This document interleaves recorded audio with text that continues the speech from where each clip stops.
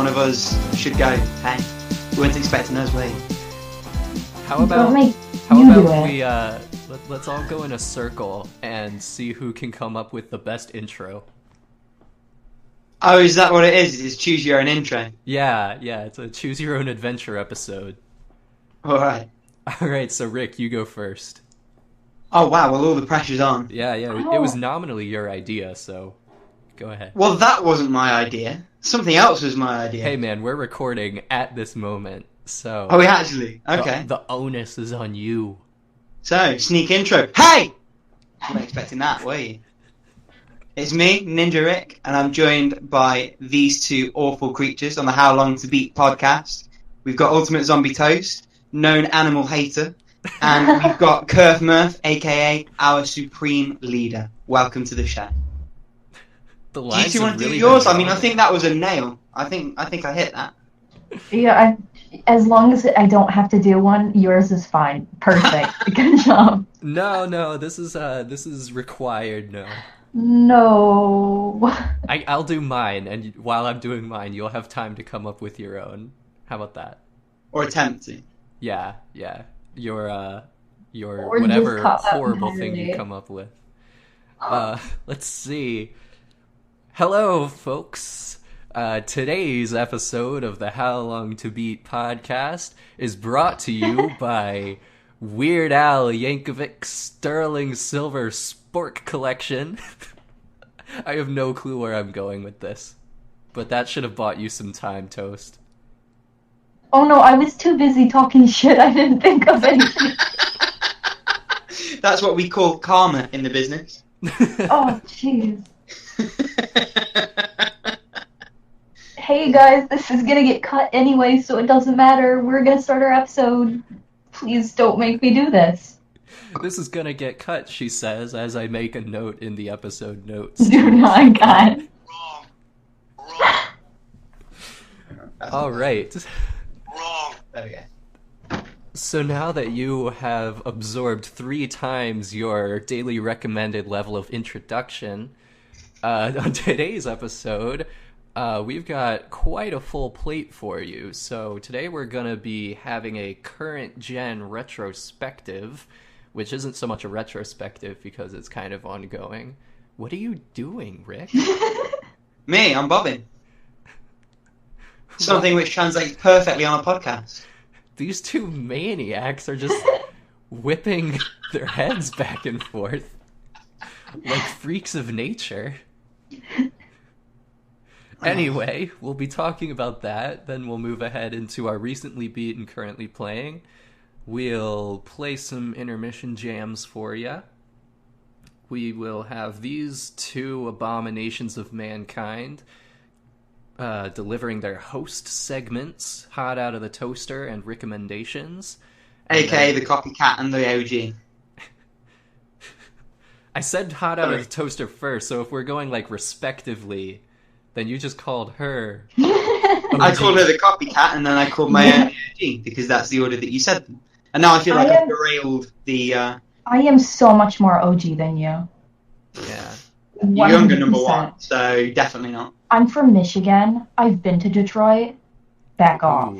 Ooh. If you hear a gunshot, folks, you know what's happened. Well, at least we have them.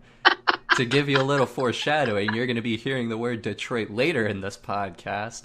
Bum, bum, bum. Man, I like that. I like that a lot. And Too long didn't read. Was it good? We'll get there. So, to finish out our little outline, we will round things out with questions from the forums as per usual. So, without wasting any time, i.e. the 5 minutes we have already wasted, let's start with our current gen discussion. So that we are classifying that as Nintendo Switch, PlayStation 4, and the Xbox One. So let's just go around the circle. What do all of us own? I'll go first. Sure, thanks, Kerf, for giving me the go-ahead. You're welcome. It's okay. I have a Nintendo Switch and a PlayStation 4. How about you, nerds? I have a PS4, a Switch, a Vita, a 3DS, and a decent gaming computer. I think the only one I don't have is the Xbox One. And honestly, why? That's some more foreshadowing. I actually don't have anything current gen. The closest I am to owning something modern is the Vita and the 3DS. But I have had the benefit of playing all three. And your monster of a laptop. And my monster of a laptop. Yeah, I mean, it does most things.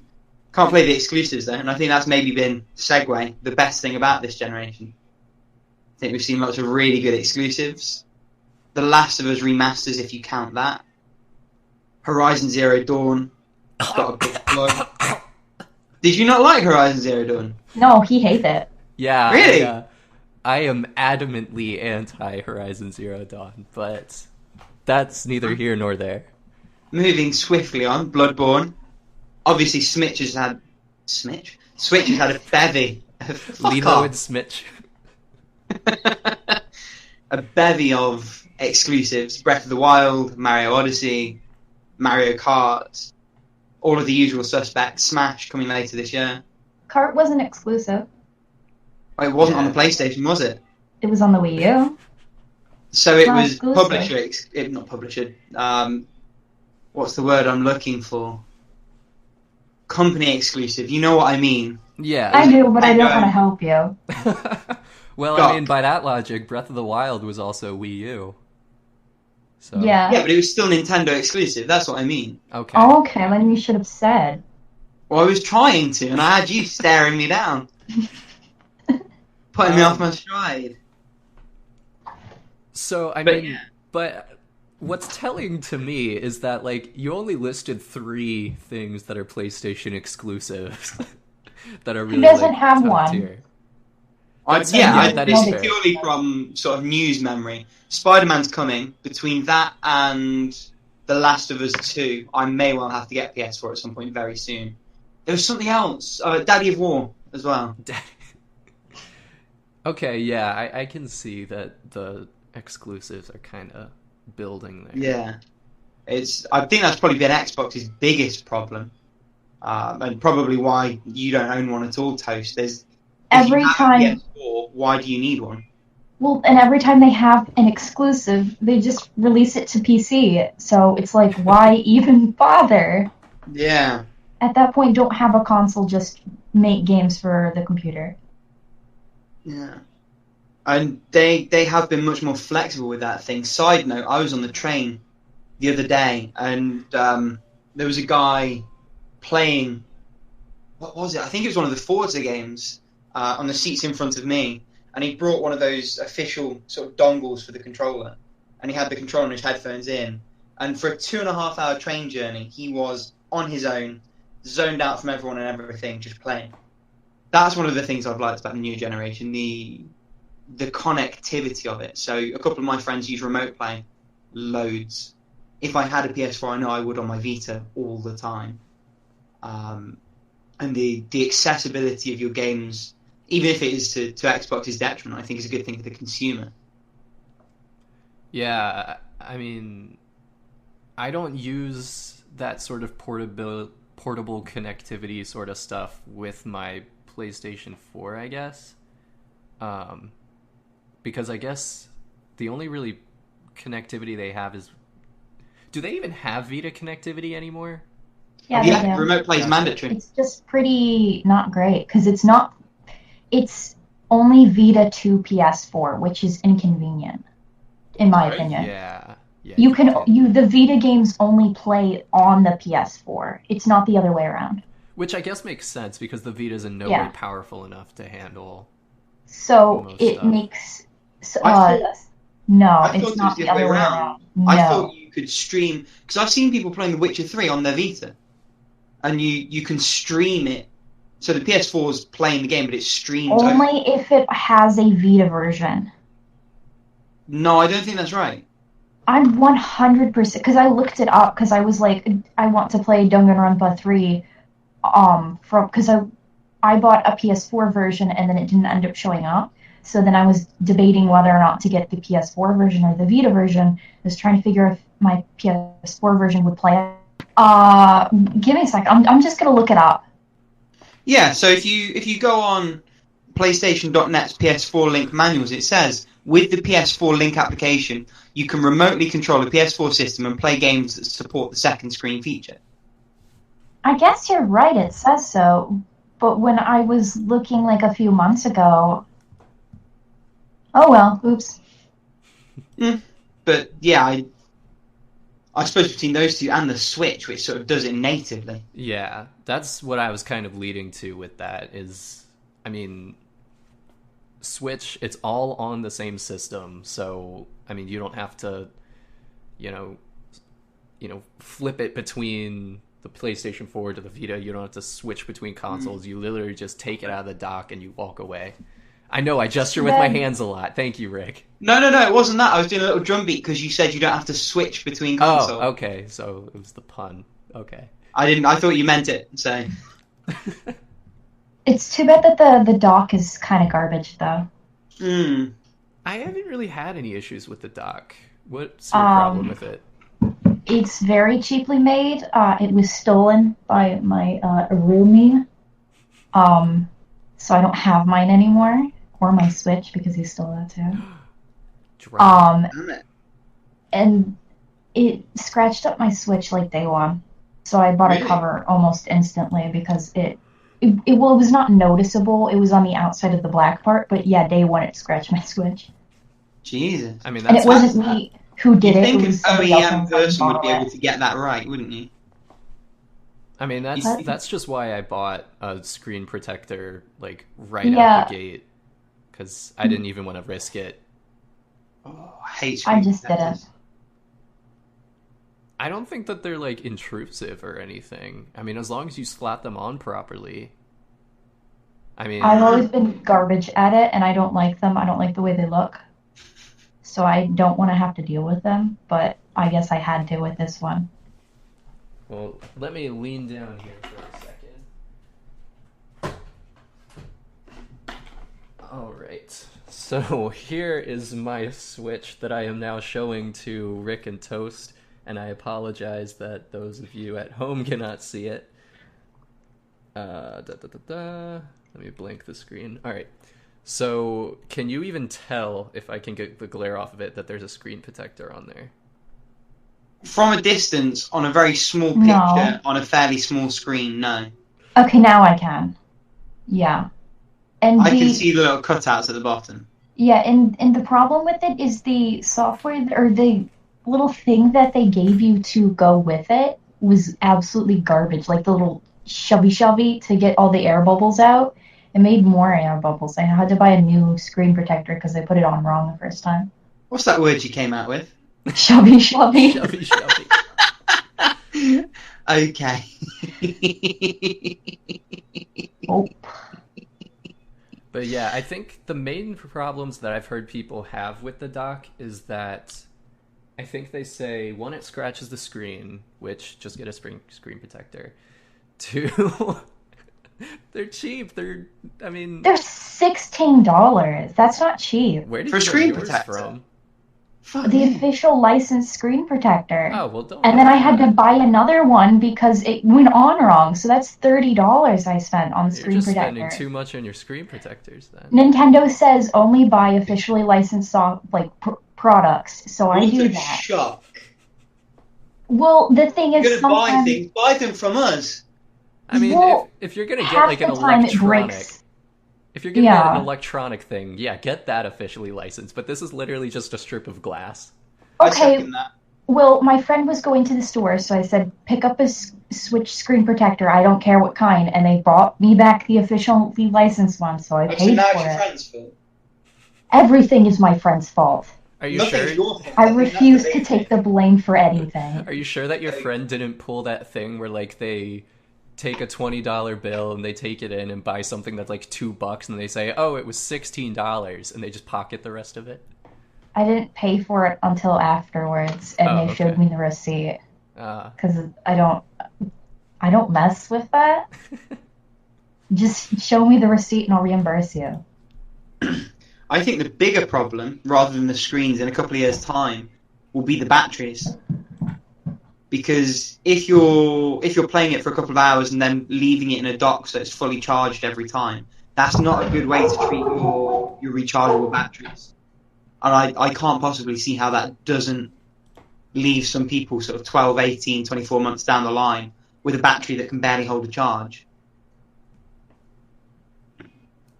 I mean, I guess, yeah, over a very extended period of time, it'll probably become a problem. I don't think that the battery life on the Switch is great anyway. Well, there's that also. Yeah. Yeah. Slight segue, the battery in my 3DS has been quite disappointing. Turn down the brightness on your 3DS. It's already lowest as it can be. I've noticed that when I leave the 3D off, I get maybe an hour and a half more than I ordinarily would. Definitely, but yeah. I thought my Vita's battery life was quite bad, and I actually get more out of the Vita by at least 30 minutes. The Vita's more annoying when charging, though. Way more annoying. Oh, hells yes. Mine takes more power consumption for, because I charge everything usually through USB, and it takes more power consumption through USB than it is replenishing. So it's like, it holds steady, it doesn't actually charge. Which is bullshit. I've always used it through mains. I've got the original charging cables, and I've never had that issue at all. Pardon? That's inconvenient. Well, you're inconvenient. I have more than enough power source for my PC to power that and multiple devices. Well, you could use this thing called an AC adapter. You know, put it in the mains, put it in the wall. I have everything. Who do you think does the wiring in the house? I have the outlets that I need, and I got my power strip, and it's you have to charge them on your computer. It's just more convenient that way, you piece of poop. It's less effective, though, apparently. Anyway, before we belabor this point too much, we are ostensibly supposed to be talking about video game consoles. That's true. So, where were we even? I think we were talking about portability and connectivity. Right. So I think that is definitely... I mean, I know we said we weren't going to talk about Wii U, but I think that kind of kick-started things in a way. Like, they really were trying to go for that whole... You know, you can be playing the game with the gamepad on the TV, and then your dad comes in and wants to watch Netflix, so you just press the minus button, and your game is suddenly transferred directly to the gamepad.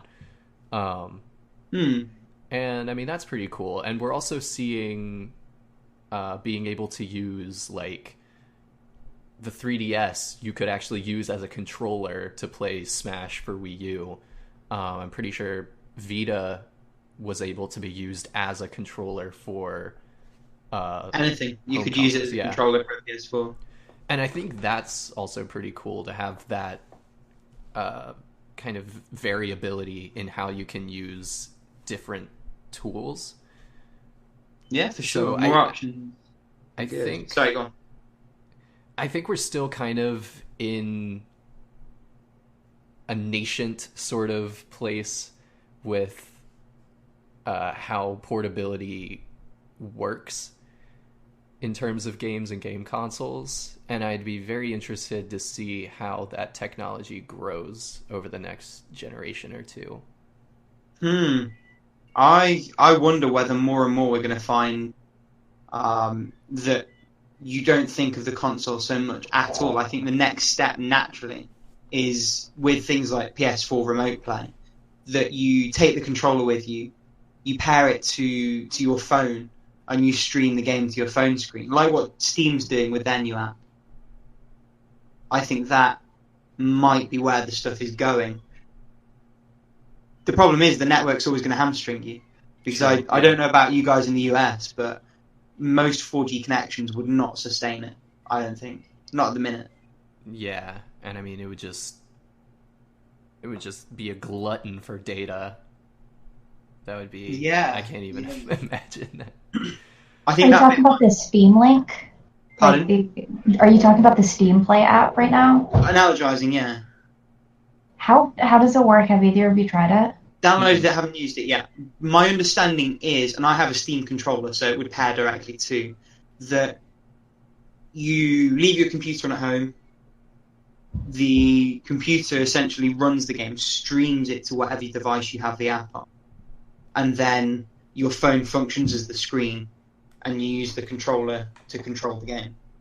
I could see it really being functional for visual novels. Yeah, it probably does depend on the type of game also. But I don't think I'd trust it for anything else. No, maybe racing games, those tend to be a little bit Maybe. less intensive. But I mean, like, if you're looking at Forza and stuff, I mean, visually they'd be so intensive that it might be a strain. Well, you say that. Racing games tend to be a lot easier to program and run because they essentially... And they'll fill it out with textures and polygons and whatever, but the car you drive actually isn't normally moving. It's the map that moves underneath. The same like you might move a piece of wood underneath a stationary saw, a jigsaw, something like that. But that's besides the point. But I think you made a good point, Kerf, in terms of how much data that would soak up, whether we're ready for that.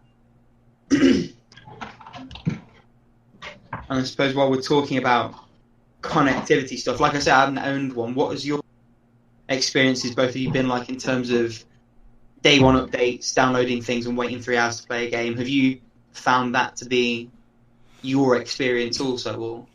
Or Definitely with what? PS4. Oh, okay. It's definitely sucky. Like, where I am right now, like, I have Ethernet running through my desktop computer from like all the way downstairs, but my PS4 itself is connected wirelessly to a router that's like 40 feet away and not very strong. So it can connect to the internet and I can stream things at not exceptional quality. But if there's a game that requires multiple gigabytes for a download update, then yeah, I'm not going to be able to touch that game for like 5 hours after I put the disc in. Nightmare. How about you, Tex? My experience has been somewhat different. My internet for where I'm at is relatively good, and my PS4 is wired in internally, so I can have things downloaded in maybe like 5 minutes. The problem is, though, is I have 2 external hard drives dedicated to the machine because updates, the entire disk gets stored on your system for some reason. And I only have like 20 games, and I have like over 500 gigabytes worth of games. And it's just like, that is so bullshit. Yeah, well, I agree with that. And maybe that's also worth talking about. Sorry, what were you going to say? Oh, and I was going to say, I don't know about day one patches because I waited to get the PS4 when I could get I think I got the Last of Us bundle with it. So it came pre-installed with several games, which I think added to the problem. Like it had The Last of Us as a digital content game, which was like a good 50 gigabytes. Yeah. But it's just all very, very time consuming, and I had to give up my personal some of my personal hard drives to make the thing work. The epitome of a first world problem. External hard drives aren't anything to scoff at, like price wise, or external. I mean, external's a lot more expensive than internal. Yeah, but I mean they're not stupidly expensive. No, yeah, I know. Not anymore, but like, it's not something I want to pay so that I can pay on top of buying games. Right, I get that element of it. I maintain that the point I made stood, but... Well, yeah, it's not as bad as their SD cards. Ooh. The PS Vita ones, yeah. Yeah, and it's not as bad as the Vita ones either.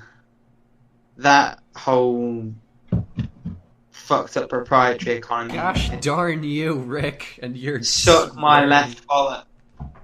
I don't think I've sworn, at least No, not in we've this been episode. doing good. 25 I'm minutes too straight, tired to and swear. then Rick decides that he's gonna, break everything. I'm pretty sure I dropped an F-bomb earlier. Maybe you did. I don't know. I probably wasn't paying attention. What Anyway, a wonderful person you are.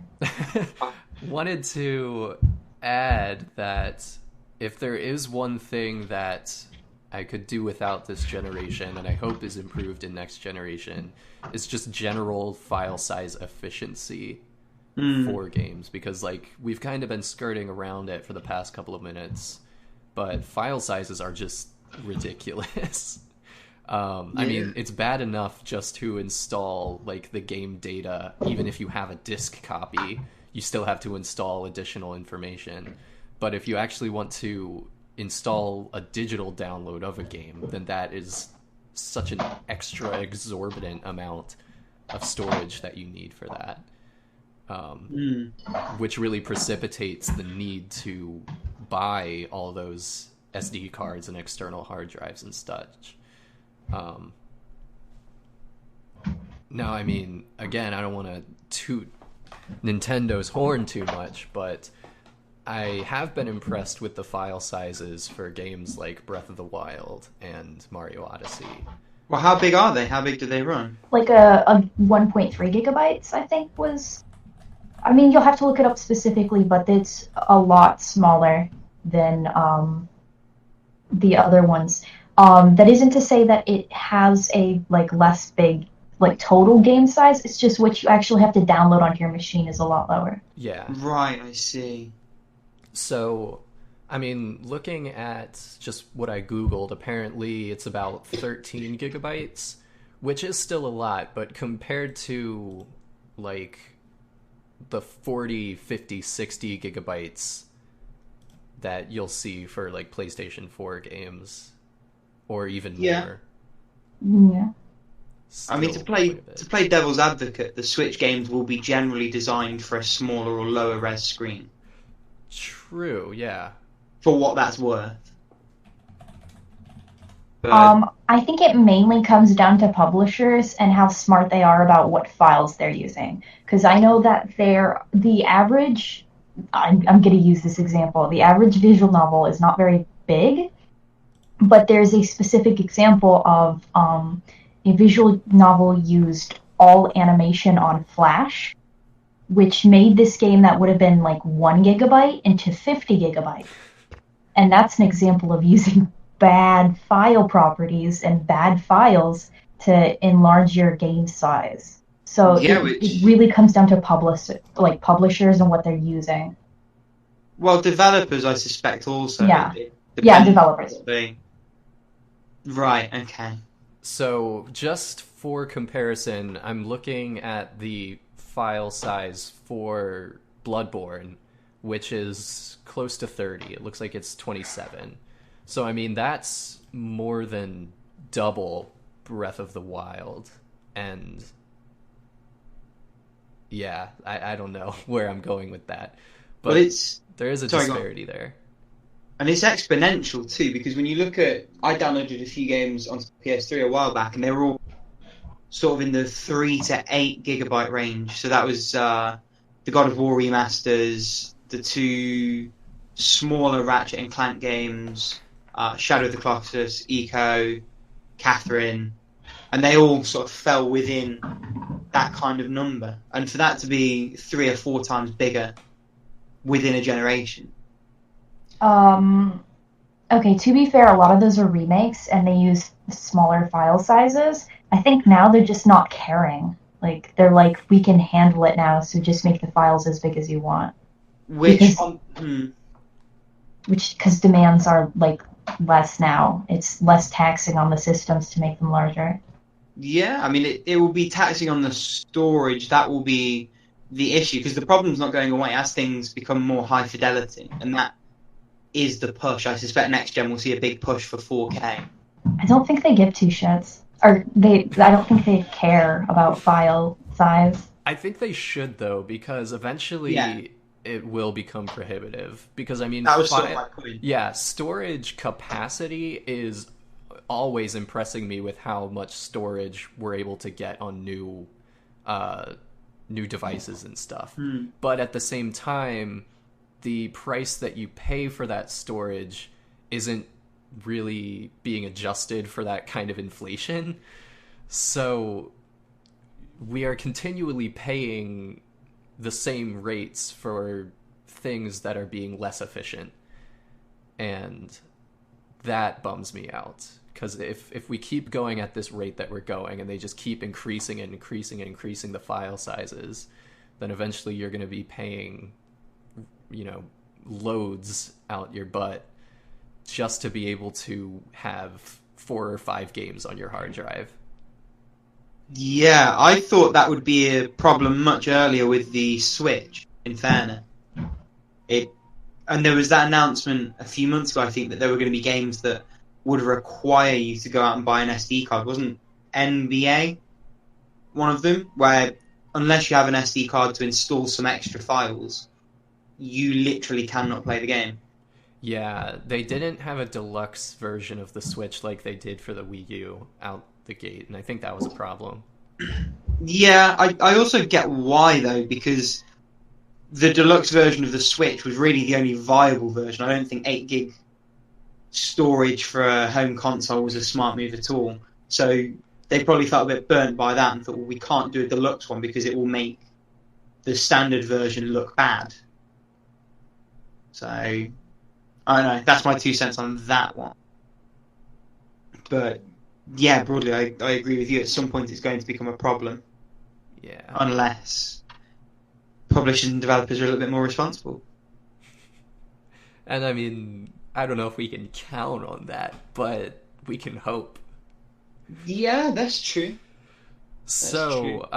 What else? We've talked a lot about Switch and a lot about PlayStation 4, but I mean, we haven't really touched on the X-Bone that much. Yeah, well, I think that sort of is the problem, isn't it? No one has.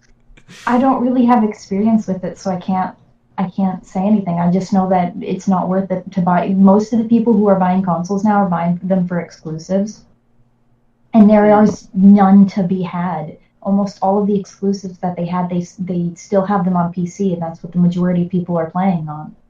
Yeah, I think, I mean, when PlayStation 4 and Xbox One came out, I remember there was also this really big push to not just make them like video game consoles, but to also have them as a home entertainment hub.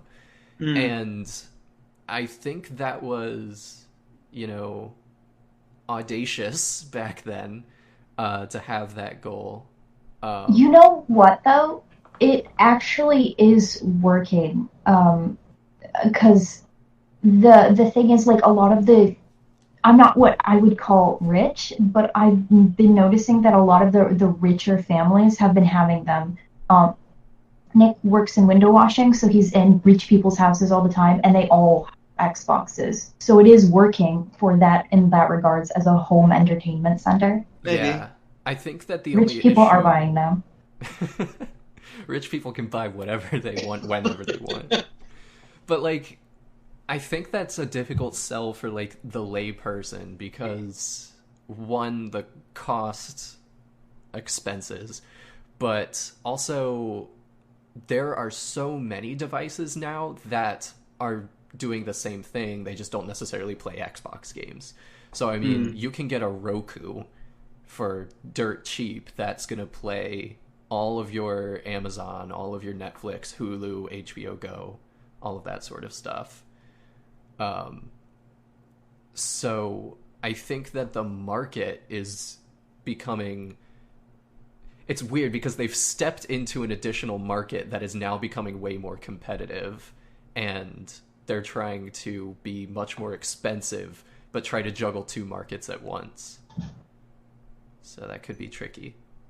Yeah, it's like you say, there's far too many options for a big company like Microsoft to carve out a niche for themselves. You know what's really weird? They're fans. Like, their fans are super weird. Like, how excited they get over paying more money for, like, the same product that's not even as good. Well, Like, I it's gonna think sound pretty rude, but watching them at E3 was like brainwashing. It was really scary. well there are a lot of people who are bought into the ecosystem. That's the thing. So, and I think we'll see this more and more as the generations go on. If you owned an Xbox 360 and you bought a few games online, you had Xbox Live and then the Gold and the games that started to come with that. The more things you have in that infrastructure, the less inclined you are to jump ship. And I think if it weren't for that, it would have been much worse for Xbox than it has been. And it's funny hearing you say, well, all the rich people own them, because ironically, I actually think the best thing Xbox are doing right now is the value proposition. When you look at Game Pass, when you look at EA, what do they call the service? EA Access or whatever it's called. You know, you pay that yearly subscription and you get a crazy amount of content. Well, they're not doing that. They're just buying the system outright. No, I understand the people that you're talking about aren't necessarily buying it for Xbox Game Pass. But my point is that when you look at Game Pass, it's a very good value proposition. And it's not like these are 3 or 4 or 5-year-old games. State of Decay 2, is it called, comes out soon if it hasn't already. And that's day one Game Pass. So for the price that you pay for that game at retail, you can have that game and all of the games that you want to play, all you can eat for a year. It's just as a games per dollar, or post-Brexit pound or whatever your regional equivalent is. It's a crazy value proposition.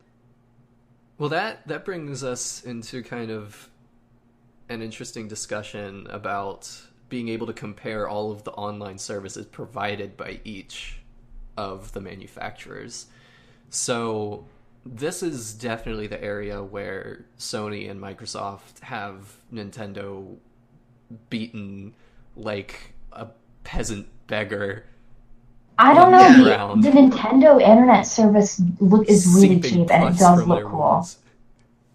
It looks cool, but it's so, I guess, nebulous in a sense. Like, I've seen what they're proposing, and I still don't get it.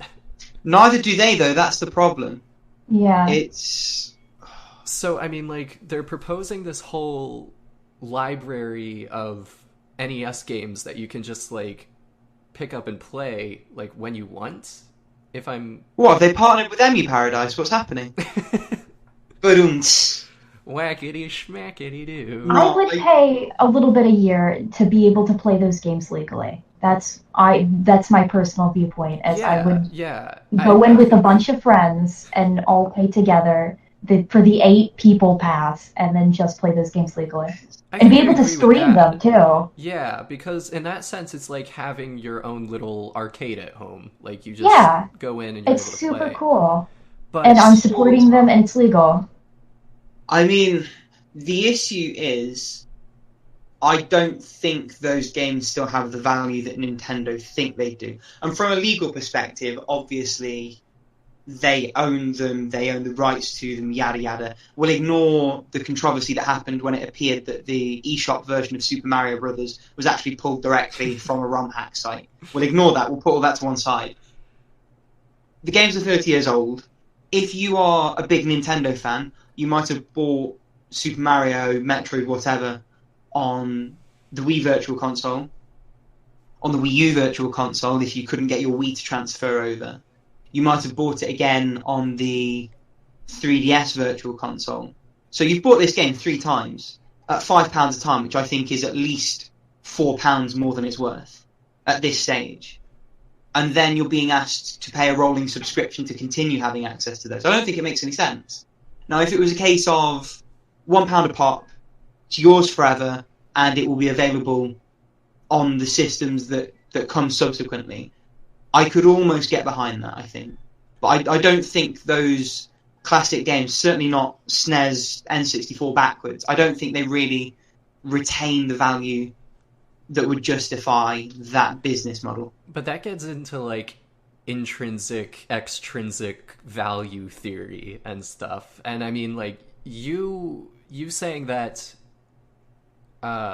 each individual game would only be worth £1 for you. I mean, that is going to be very different than how somebody else values it. I mean, that's getting into relativism, but in a sense, I mean, let's look at Super Mario Brothers.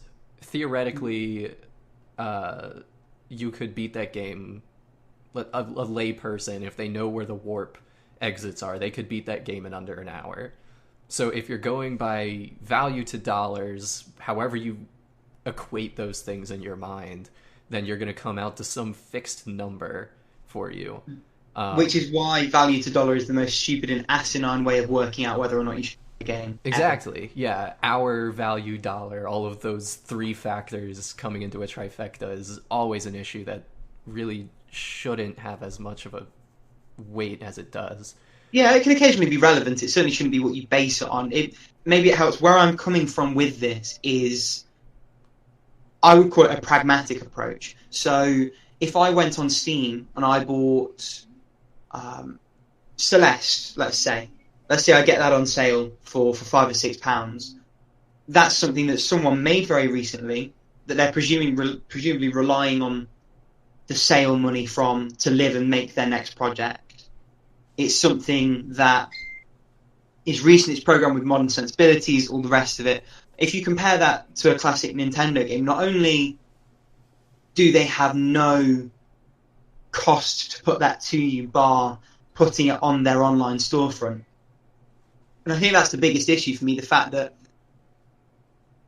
that game has paid for itself 50, 60 times over. How can you justify asking such a comparatively large number for it? But not only that, second point's escaped me, but I think you follow. Sort of. I just don't personally agree with it. In my personal What surprise! opinion. You and me have different opinions. That's No, never happened before. It's just Go on. this is like a very a personal opinion, but having grown up with solely Nintendo and not being allowed to play anything else but Nintendo because everything else was deemed unchristian, I would 100% think that those have enough nostalgia and enough personal meaning behind, to me, to justify paying a yearly subscription to play those games that I played when I was younger. Okay, and that for me slightly misses the point. I understand why you might be willing to pay that. My proposition is rather, should you be expected to pay that? And my argument would be no, you shouldn't, because that game has paid for itself 60, 70, 80 times over. Well, the for cost certain people, provided it gets to you is practically zero, and the cost that you pay for it should reflect that. For some people, it's kind of paid its way 60 however many times over. Like, if you do buy it every single generation, then you're getting into the issue of personal value. Am I really going to pay for this yet again? Whereas, I mean, somebody might be coming at it for the first time, and for them, you really do have to price it as if they're coming at it for the first time. I think there is some trickiness in the sense that if you look at a service like GOG, where the game that I buy today, I'm going to be able to keep that file forever. Like, whether or not it is updated in the sense that whatever hardware I have in the 10 years, it may or may not run on that hardware. If there's an apocalypse, GOG shuts down, all of their servers go away. I don't know if I'm going to be able to play that in 20 years, but the idea is there. On the other hand, if I were to, say, buy the license for Super Mario Brothers today, and Nintendo says, okay, you've bought the license for Super Mario Brothers, you are covered for the next infinite generations of consoles that we put out. Next generation, you're going to have Super Mario Brothers. You don't have to pay for it again because you have the license. 3 generations later, still have the license. A lifetime license, I guess. So, I guess I'm of a split mind on it, because I don't even know necessarily where I'm going with this, because I like it when GOG does it. But at the same time, I think that a publisher like Nintendo, since they're curating their own store of their own intellectual properties, then I think they kind of have to keep charging every individual generation just for rights' sake. No, I don't agree with that. I think maybe that stems out of the fundamental problem that Nintendo's online systems have, which is they're tied still to the console rather than to the account. I noticed that with my 3DS when I went to buy Shin Megami Tensei 4, which I'll talk about as a game later on when we get to that, but I'm very wary buying anything from Nintendo digitally, because I know that if someone spills a drink on my console, or if a capacitor goes and that system then is dead, so is the game that I own. And I think that, in this example, is another reason why I don't think the price is justified. Because it's a caveat emptor, it lasts as long as everything around it lasts, type thing, rather than the infinite license that you proposed. And I think if the proposition was Mario Bros, £5, we guarantee it will work on everything now and in the future, that upkeep, I think, then justifies the price, I think. But as is, I don't think you can. I guess I'm still split, because on the one hand, I absolutely agree with you that it should be tied to account instead of console. But I still think I'm of the mind that if you are buying Super Mario Brothers for the Switch, then you should get Super Mario Brothers for the Switch. If there's a Switch 2 in 10 years, then I think they have every right to say, okay, buy Super Mario Brothers for Switch 2. And even saying it now, I'm a little less sure of it. But yeah, I think I get you. And where I'd maybe differentiate it is if you have a copy of Breath of the Wild for the Switch, when they make a Switch 2, Nintendo generally are quite good with backwards compatibility anyway. But let's say that Switch games don't work on the Switch 2. That's fine. I bought a game for the Switch. I expected it to work with that console. I didn't expect it to work with anything in the future. Whereas if you're buying something that is ostensibly a self-contained emulator on that system, I don't see any reason why you can't port that emulation rather simply to the modern sophisticated hardware that you build the next time round. And so I don't see the justification to then say, sorry, new console, you have to give us £5 again. Yeah. This is probably a bigger conversation that we could have on its own. Yeah, for I an mean, entire podcast alone. All I'm going to say is when you're buying Breath of the Wild for the Wii U, you don't complain when it doesn't play on Switch. Right, but then when you buy Super Mario for the NES, you don't complain when it doesn't work on the Super NES. That's sort of my point. When you're buying... And then you buy it for the Super NES when it doesn't work on that one. If you want to play it on that system, you buy it for that system. If it's actually taken some effort to port, then yeah. Which the versions on the Switch have. They've been ported for Switch. I dispute You're how much paying effort for the port. I dispute how much effort that took. Yeah, well, the thing is, you're paying $30 for a year for 8 people. And then if you do the math on how much that would be a month and how many games you get out of it, you're paying $1 per game, which is worth it for the effort for the port. $1 a day? Is it 30 a month? No, it's 30 a year. Okay. You're paying $1 per game for the year. Oh, per game, I see what you mean. But then that assumes you play all 30 in that year. Well, yeah, but I mean, you don't have to. I think at that point, just having it be on the Switch and be an option for that year is worth it, that $1 for me. I think you need more games than that for me to say that that's a fair price, Well, given, again, the age and the availability and all the rest. But it's not that just you for don't like that. Nintendo. The $30 isn't just for that service. It's for the whole online service. Which again, Yeah, they come as a also- perk with, don't they? the whole online service is also kind of a mess because specifically the whole voice chat thing where you need a separate app on your phone just to voice chat with people you're playing with. That should not exist. I personally think for streamers, this is an excellent deal because it means you get to stream not only their games legally, but it doesn't cost a whole lot, and you get access to all of those games that you can now stream legally without repercussions. Yeah, I mean, Nintendo will still claim the revenue on your stream, but that's... I'm getting Rye, why would you say that, looks? Just so you're aware, lovely listeners. I don't know, I just think our values are different, and I think it's worth it for me, but it might not be for you, so that's great. That's you don't probably, have a speech, so... That's probably the best place to leave it diplomatically. And I will be getting at some point. And I guess, once again, I'm kind of falling in that middle ground where I'm not even on the same stance that I was initially. I don't know, because I want to believe much more in consumer rights than corporate rights. And in that sense, I definitely think for consumers' rights that you should buy a license and it lasts a lifetime. But at the same time, I also understand that just for the sake of preservation, and I mean, you can argue that emulation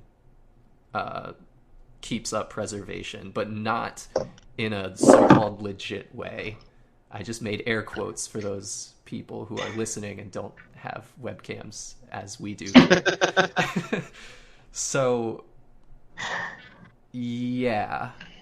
What else? Does anybody have anything else to add about this console? The actual consoles rather than the... I want this to be over with. Yeah, we've been going for like 40 minutes straight on this. So. I'm too tired talking about this, and I'm going to say things that aren't great, and I probably already have, and I just don't want to talk about this anymore. I couldn't possibly comment. All right, well then, let's go. Let me end it on a positive note. Sure. I think the controllers this time round are phenomenal. The Switch controllers? No, they're garbage. I love How the dare Joy-Cons. I think they're the best thing. I adore the Joy-Cons. I think the triggers could be a little bit better. I'd probably say the same thing about the X-Bone controller, actually. I think the DualShock nailed everything. But yeah. I think the Joy-Cons on the whole work really, really well. You know what's really weird about it is I have incredibly small hands, and I don't feel like it's solid enough. Because I'm so used to it being so much bigger than my hands that I don't have any, I don't have, a good solid grasp on it. It's weird. It's supposed to be bigger than my hand. It's not supposed to fit it perfectly. Oh, I love it. It's the same thing that I loved certain games on the Wii for. Sort of the ability to sort of lounge back a little bit, have your arms sat where they would naturally fall either side, and just be hitting the buttons with your fingers, not having to worry what you're doing with your hands. It's the ultimate laziness. Yeah, but it's just so good. But you are right that the DualShock wins this generation as far as controllers go. PS4 controllers, real good, yeah. Controversial opinion, I don't even mind the touchpad. I don't either. I think I like it. Yeah. Because I can use it on visual novels as an enter. Yeah. So it's super cool. It's nice for this might be a weird use case. Certainly, I'm probably one of the few people doing it. But if you have a PlayStation TV and you're playing a Vita game that requires certain touch inputs, you can just use the touchpad for that and click it in to tap on the screen. But if you have the Vita already, why would you do that? Because sometimes I like to play things on the bigger screen. Yeah, but you have the Vita sitting there that you can still use to input. If you're using the PlayStation TV, it takes the Vita cartridge. Well, but can't you still technically use the Vita to input buttons? No. No, okay, never mind then. It only takes input from a DualShock 3 or 4, and I have my 4 paired up. It's a lovely piece of kit, in fairness. It would be a recommendation on its own, but yeah, I got mine very cheap. They're starting to get more and more expensive. If you can grab one, now's the time. Great way of playing PS1, PSP, and Vita. So, speaking of recommendations, I'm going to make an executive decision, and we're going to swap things around a little bit. Since that first segment was so long, let's go ahead and do both of your host segments, then we'll go to intermission. We'll come back for the rest of it. So who wants to go first? Me, with the one, the only recommendations. the only true host segment, as you at home know, and as your congressmen will know if you followed my advice last time. So this episode's recommendation, and it's been on my mind because the next film in its series is less than a year away, and that is John Wick. Never seen it. You need to fix that. As do you, don't lovely really listener at wanna. home, if you haven't yet. It is the perfect action film. Is it a Surpassed British only action by a film? sequel. Pardon? Or is it American or is it British? As in the actors, or Yeah, or like the directors or whatever. Keanu Reeves is the star. I don't know who that is. Keanu Reeves? Mr. Matrix. Oh, Keanu. You said it weird. Okay, so it's American. You say lots of things weird, and I don't bring most of them up. Well, Shut I up. think we know the pronunciation for Keanu Reeves. He's one of ours. Yeah, because I absolutely hate British action films. I think that they're really terrible. I've never liked James Bond. Double It's 007 is not- terrible. James Bond is quite smug about itself. John Wick just sort of grabs you by the scruff of the neck and doesn't let you go for 90 minutes. It's very emotionally hitting as well, but in a way that's not preachy or cringy, I think. I really, really loved it.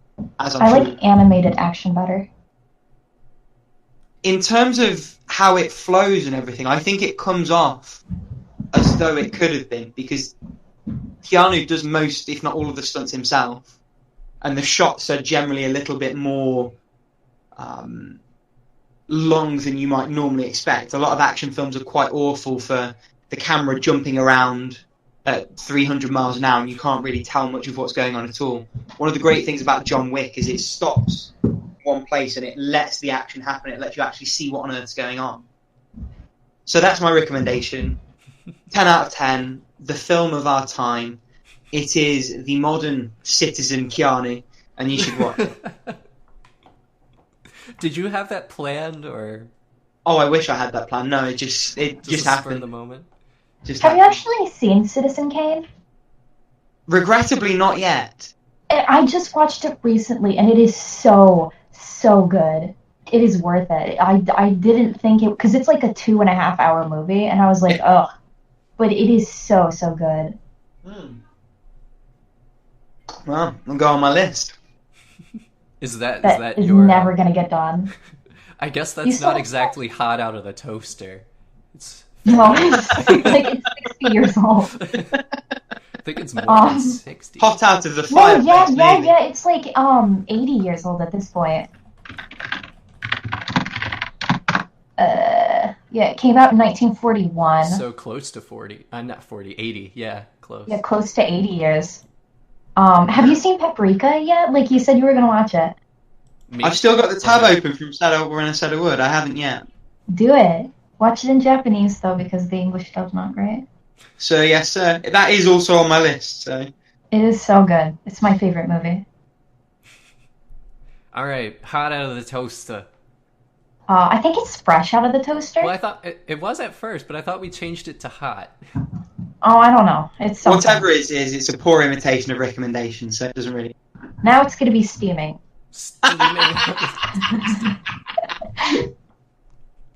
Gosh, I don't know if I have anything to recommend. Let's see. Yet one more bad mark against the segment. Ugh. What have I been doing? Nope, not sure. I think I've already recommended everything that I... Have I recommended Yakusoku no Neverland? I don't think Because so. that one's super good. It is like...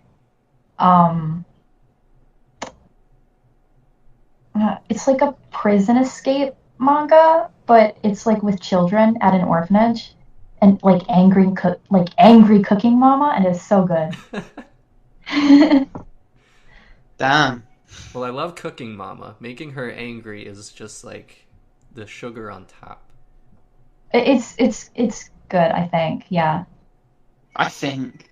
Well, it's coming out with an anime at some point, but people are always like, if it doesn't have an anime, don't bother me. And it's just like, you're such a piece of shit. Just read it and be done with it. God damn. And I still am bereft of my own host segment. So, Did I even use that word properly? Who knows?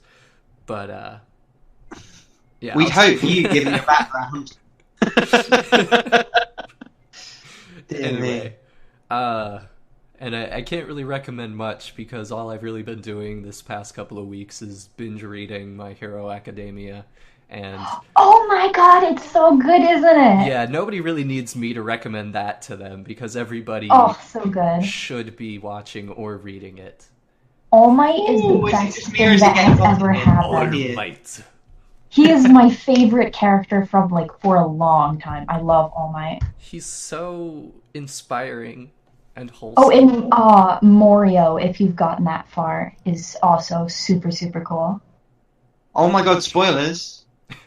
Well, I mean, they introduce characters intermittently because it's a school and there's going to be, people. So you can suck 10 dicks. There are so many characters. Who's your favorite so far? Oh, okay. So we're talking about that then. Okay. I am... I probably gotta go with Ida. My boy Ida. Really? I love Ida. Interesting. But other than him, He kind of reminds me of you a little bit. So you're a narcissist. That is a compliment to me. If I can be like Ida, then I'm doing something right with my life. I also love Earphone Jack. She's pretty cool. Yeah, I like her. I like her aesthetic more than I like her personality, though. I think she was designed really well. Same with Froppy. I like the way she looks better than I actually like her. Froppy. I do enjoy Froppy a lot. And honestly, Bakugo. I love Bakugo.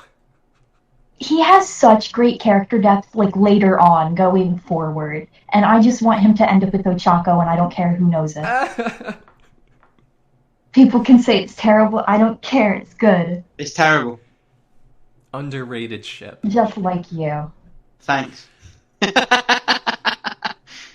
All right. It's a good comeback. Yeah, I like that. So, enough of that. Let us play you some smooth, dulcet tones of whatever I pick this week. And what I have chosen this week is Dancing in the Jungle. It's a remix by Cyril the Wolf of the Brinstar Plant Overgrowth Area theme from Super Metroid, courtesy of ocremix.org.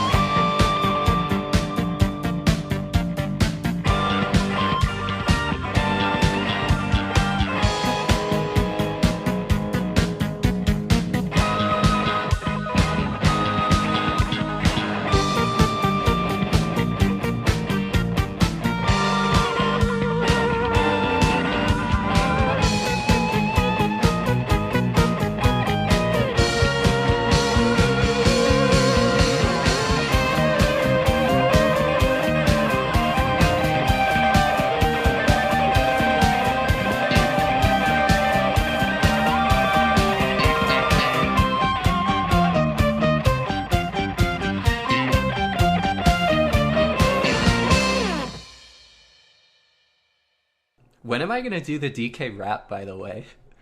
Yeah. The sooner the better, as far as I'm Yes, concerned. there are people. One of my friends is waiting on it, so you better are not they disappoint. really? Oh my gosh. Yeah. I must have so much going on. Oh no, he it's Joey, so he kind of just sits around with he doesn't have much going on. What with all that not really having like limbs and stuff. One of my friends was listening to the podcast and they heard me make that promise and they reminded me because I had forgotten. So I only just remembered myself. And I thought everybody else would have forgotten, but I guess... Alas. Honestly, I sort of had. But then I don't have the same hard-on for the DK series that you guys do, so that's understandable. We'll fix that someday. I've never actually finished Donkey Kong 64. What kind of a fan are you? Well, I mean, honestly, it's not really a platformer like the other ones. It's more... Well, it is, but it's not as good. It's a collectathon, yeah. Yeah, it's more like Banjo-Kazooie, and it's not as good. Yeah, not even remotely. The music's good, and I liked some of the characters that they added in. Like, I liked Tiny, but that was mostly because I was young when I played it. I really liked the mechanics of it, but, like, the Yeah. actual level design is horrendous. And it's irritating when you actually put those game mechanics into play. Yeah. Like, actually having to go back, get the right character, and then go through it again with the right characters. Like, nah, not really working for me. Basically, to give you a sense of it, Rick, so every level is like this big open 3D playground, but every single hallway you go down, there are multicolored bananas. So if they're yellow bananas, you can only pick those up with Donkey Kong. But I think I heard about this, actually, there are also, red bananas, but you can't pick those up with Donkey Kong. You have to go to a barrel, switch to Diddy Kong, run back through the hallway to get those red bananas. So you're constantly backtracking, and it's just not fun, because it's... Imagine if you're actually a kid on a playground, and you have to do the monkey bars, like, 5 times in a row before you're allowed to go down the slide. Yeah, I mean, it's that kind of shit that would make me just tell a game, nope, done, fuck you. It's like that. There's number 2. We're R-rated now. It's fun for, like, the first maybe, like, hour or two of playing. It's really good and fun, like, in doses. But then when you're actually trying to finish the game, it gets really, really boring. Anyway, for the sake of time, let's jump right in. Running out. Yeah, we've been on for an hour already, so we're doing all right. Not really, but we'll say that. No. So, recently currently playing Who Wants to Go? I feel like I go first every time. I'll hand it over. All right. I have mine pulled up, so I'll just... Then your turn. So, recently beat. Since the last time we recorded, there's actually quite a few of these, because I finished up my semester at school, and all of my stuff I had to take care of back home. So mostly I've just been working really easy shifts at my job, coming home, and then just binge playing games. So I finished Castlevania Circle of the Moon. Woo! Yeah. The end of the game, like the second half of the game, was still a lot of fun, but I found that there are like a lot of ways that you can cheese it. Like, there's that one power-up you can get that heals you slowly. And yes, if you just stand still, so you find a spot, you wait for a bit, and then you keep going. Yeah, or I think it's different. It's so bizarre, because you would think that a broken power like that would at least require a lot of magic, but it doesn't. Just doesn't. It doesn't at all. Like, you can stand still, regain your entire health bar, and you've only lost maybe, like, a 16th of your magic bar by the time it's up. So if you're fighting a boss and you lose like most of your health, you can find a safe spot and just wait for your health to refill. And then I did that a lot. Yeah. So easy to cheese, but still a very fun game. Enjoyed it a lot. Next was Titan Souls. Oh, is that the one arrow archery game thing. Yeah. So for anybody who's not familiar with it, it's basically a boss rush game. Aesthetic very similar to Hyper Light Drifter, which has kind of established its own indie aesthetic, I think. But in any event, it's a game where you have one hit point, so take a hit and you're dead. But the bosses also only have one hit point. So you pretty much have to memorize their patterns, evade as much as you can, and wait for them to show their weak point. And then you have your one single arrow that you have to hope that it strikes true and defeats your nemesis. And if you miss, you have to sort of pick it back up again, don't you? Yeah, there is fortunately like a summon button where you can summon the arrow back to you, but you're stuck standing still while it's coming back, so if the boss is throwing stuff at you, then you're in danger during that time. It was pretty good. It's one of those things where I bought it way back and just played it recently. Yep. If I had played it like right after getting it, I probably would have been a little disappointed. This is one of those rare instances where I think that hour to dollar ratio kind of comes into play. I think it took me, let's see, it took me less than 2 hours. And I believe the original asking price when I bought it was 15 or something. I don't remember. Sounds about right. Yeah, I think it was £11, $15. And it just there wasn't quite enough content to it to justify. And the content that there was a little too shallow, I think. The bosses are pretty easy to kill quickly once you figure out the first couple of moves of their pattern. So anyway, next up, I finally finished my replay of the first Phoenix Wright game. Won't touch on that too much since I have talked so much about Ace Attorney in the past. I played and beat Runner 3, the third in the Bit.Trip Runner series. I believe you were interested to hear about that, Rick? I was interested to hear why it was any different from the freemium endless runners you could just get. And I think the consensus was sort of, well, it isn't, but... Yeah, and I still don't know if I have a great answer for that. But this one is definitely heavy on content. I mean, every level pretty much has 2 routes that you can take through it. So there's the easy route that you go through first. Beating it unlocks a harder route that you can do.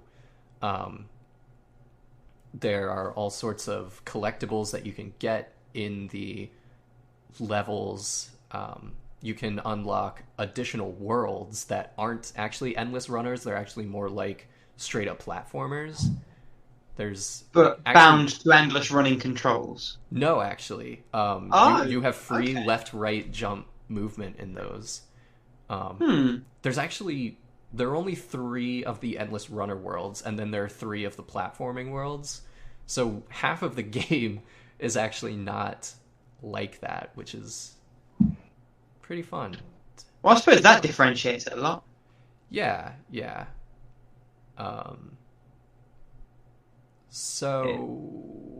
It was fun. It was actually a lot of fun. I enjoyed it quite a bit.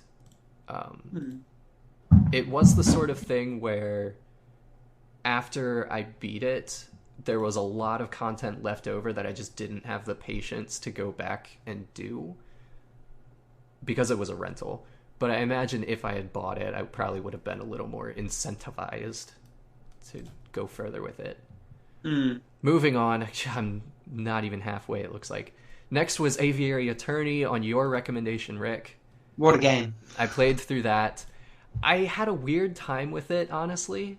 Okay. So I really enjoyed the middle 2 cases. Yeah. But the first one and the last one really bit me in the rump.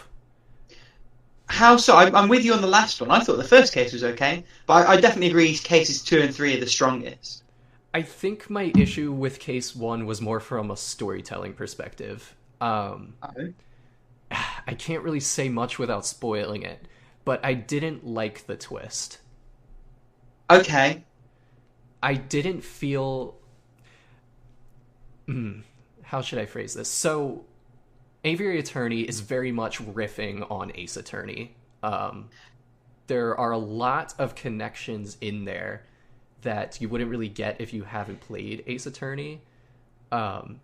Which, just FYI for the audience, I haven't and still enjoyed it. But yeah, I think that you can still enjoy it, but like there are certain references that you have to have played Ace Attorney in order to understand and stuff.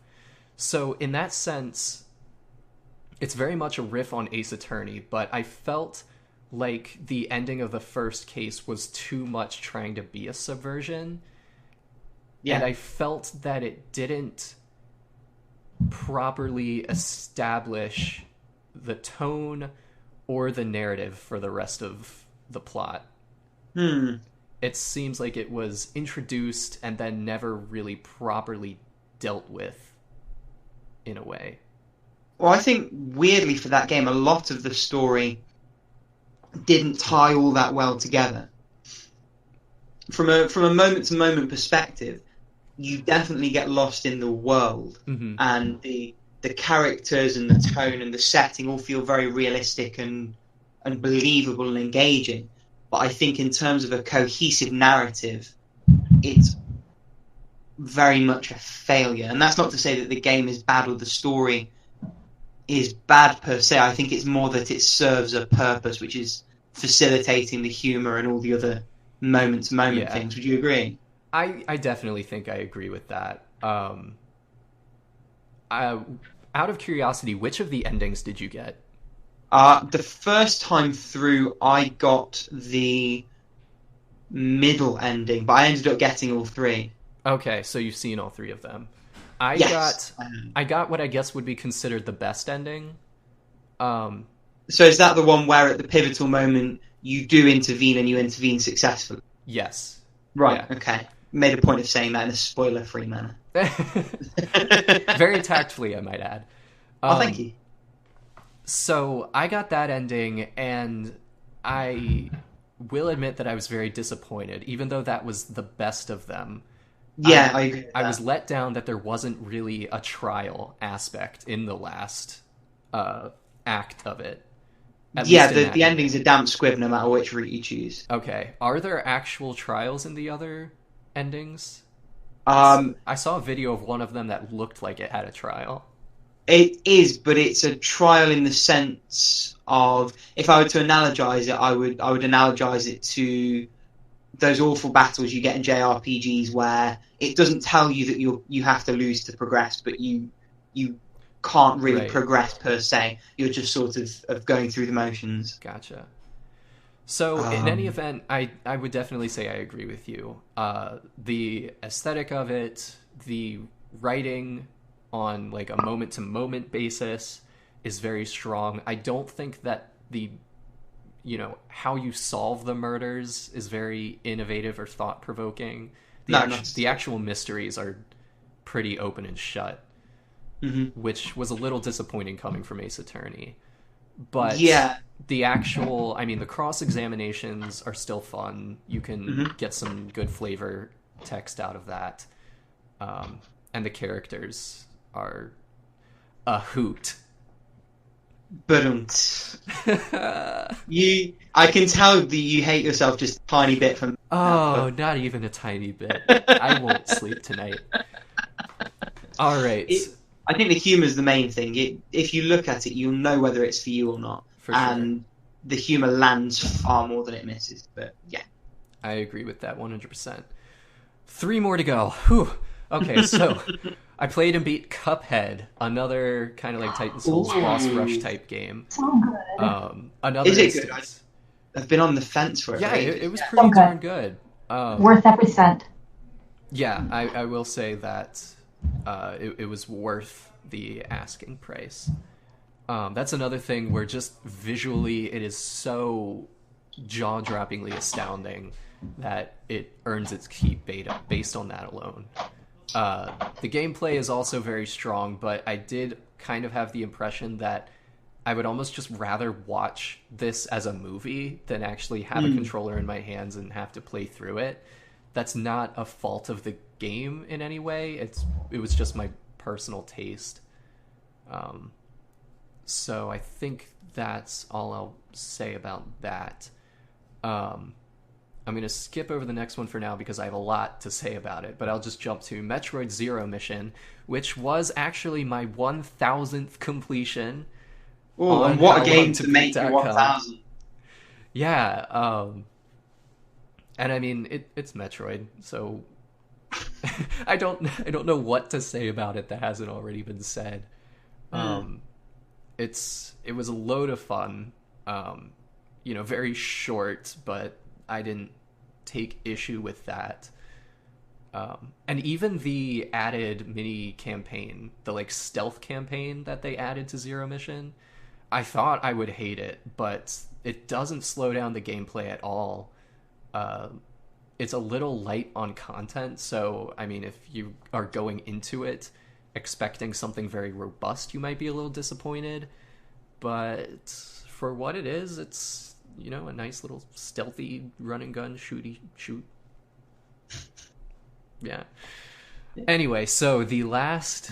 God, this is taking so long. The last game that I beat between the last episode and now was Detroit Become Human. Ooh. Yeah. And Go on, give us the skinny. I have a lot of conflicting feelings about it. So that's kind of honestly how I felt about pretty much all David Cage games. I'm going to be honest for a second, and I think that he gets a bad rap in a lot of ways. Even though his games are objectively a mess. If you look at them narratively and in terms of the themes that they're trying to express, they are often complete and utter failures in that department. And that's being generous. Now, that definitely comes into play in Detroit because it's a game with a lot to say, but it doesn't actually know what it's saying, in a sense. Okay. It is, by its nature, a political game that somehow manages to not say anything politically meaningful. So, like, it's so bizarre because you can choose, basically, as you play through the game to go, I'm going to be a violent protester, or I'm going to be a non-violent protester. And... Right. To its credit, I think it treats both of them as equally viable in the end, but it also... It rewards you for flip-flopping at the same time. And it's so bizarre because you can choose to do a non-violent protest. You can choose, if people are shooting at you, not to shoot back. And public opinion will turn in your favor. But you'll get these little snippets of, like, news outlets who are all just crapping on you. And there's a little bit of implausible deniability there because... What do you mean? The news shapes public opinion so much. So, I mean... we would all like to believe that we aren't influenced by what the media tells us. But if every news media outlet is telling you that androids are bad, let's go with the literal example, then public opinion isn't going to be supportive in general. Okay. At least not in my experience in studying history and whatnot. So you feel that there was a dissonance between what was happening in the media in the game and what's happening with the characters' perceptions around you? Yeah, I mean, it would be so bizarre. You would walk into a public square in the beginning of the game, and this is like the public square where everybody decided on the same day they were going to come in and talk about how much they hate androids. So there's that implausibility there, that this was randomly the hub for people to individually decide they were going to... Like, there's one group shouting, androids are taking our jobs, in one corner. Then there's a crazy preacher in another corner saying androids are godless. Then there's a street performer who's playing a guitar and his sign says, listen to music with heart in it and stuff. So it's just, like, a little unbelievable that, like, every aspect of anti-android culture is coming into play here. So all of that is going on, and then you look at your little meter in the screen that appears after every chapter, and it says, public opinion is indifferent to you. And I don't see that represented in the game world. Right. What I will say, which is a little bit of, I think, unintentional brilliance on David Cage's part, is he has, completely not to his own credit, managed to address the criticisms of his games, that his characters are robotic and a little vaguely unsettling, by actually making them robots. Oh dear. So Props to him if he did that on purpose. I 100% don't believe he did. I don't think he's smart enough for that. But There's a part of me that would love to think there was someone in the office thinking, let's make it as a joke, as a how we'll show them type thing. And it just snowballed. But yeah, I mean, there's one character who falls prey to... have either or both of you played The Walking Dead Season 1? I have, No, I don't but it's the plan only Okay. season I've played. So just to bring you into what I'm about to say, there's a character named Kenny in those games who basically anytime... Is he the old angry guy? I don't know if he's old. He's not like old. He's like a redneck type guy. I know the one. Okay, yeah. So basically, anytime you do anything that is remotely not 100% what he wants, then your esteem in his eyes just drops. So if he's like, apples are my favorite fruit, and you're like, oh yeah, I like peaches, then he hates you. Just hates you. And there are a lot of memes about Kenny because of that. And Detroit has its own version of Kenny, who no matter what you do, he is never satisfied. And it becomes a bummer when the way that he reacts to you and the way that the plot develops is based around how he feels about you. So that was So it makes it sort of feel unduly difficult. Is that what you mean? Yeah, but difficult not in the sense of like, I could get past this with skill, or I could get past this with, you know, any sort of knowledge of the game mechanics. It's literally just, do I shoot this character or not? I have no clue because I don't know how he's going to react to it. Okay. Like, maybe frustrating is the better word. Yeah, let's go with that. Yeah. Um, How does the story overall fare? Because from the outside, it seems like it's been made into a very pastiche, on the nose sort of attempt at a commentary on Wright, where yeah. I think there are so many better things you could have talked about through that lens. It is. I think Yahtzee made that point when he did his review recently. It is very thinly veiled, and yeah, I think I'll go in two directions with this. So I enjoyed it. Like, the narrative beats that went along, lots of them were cliche and lots of them were very tropey. I mean, I don't want to spoil it too much, but there's literally a scene where a character, like, there are two androids that are the same model, okay? And there's a character... Let me back up. There are two androids who are the same model. They get into a scuffle with each other. and there's a character who points a gun at them, and after the scuffle, he can't tell which is which anymore. So it's the whole, no, I'm the real person, and then the other android is saying, no, I'm the real person. That's such an American cartoon cliche. It so is. And, like, there's no way that you can play that straight anymore. Like, you have to do it as a joke, or it just falls completely flat. And even as a joke, it's a little stale. But anyway, the narrative is fun for what it is. There's lots of fun action scenes, in the sense of, you know, building your relationships and building your resistance. All of that is fun as it is. When it gets into the race stuff, it is absolutely half-baked. Because you're right, they could and should have done something that is a much more, I guess, relevant issue. Not that race isn't a relevant issue, but they're attacking it from the stance of, you know, 1960s race relations, which we have moved very far beyond, and there are much more nuanced issues that need to be looked at. So Detroit is trying to solve a problem that was resolved 50 years ago instead of resolving an issue that is current.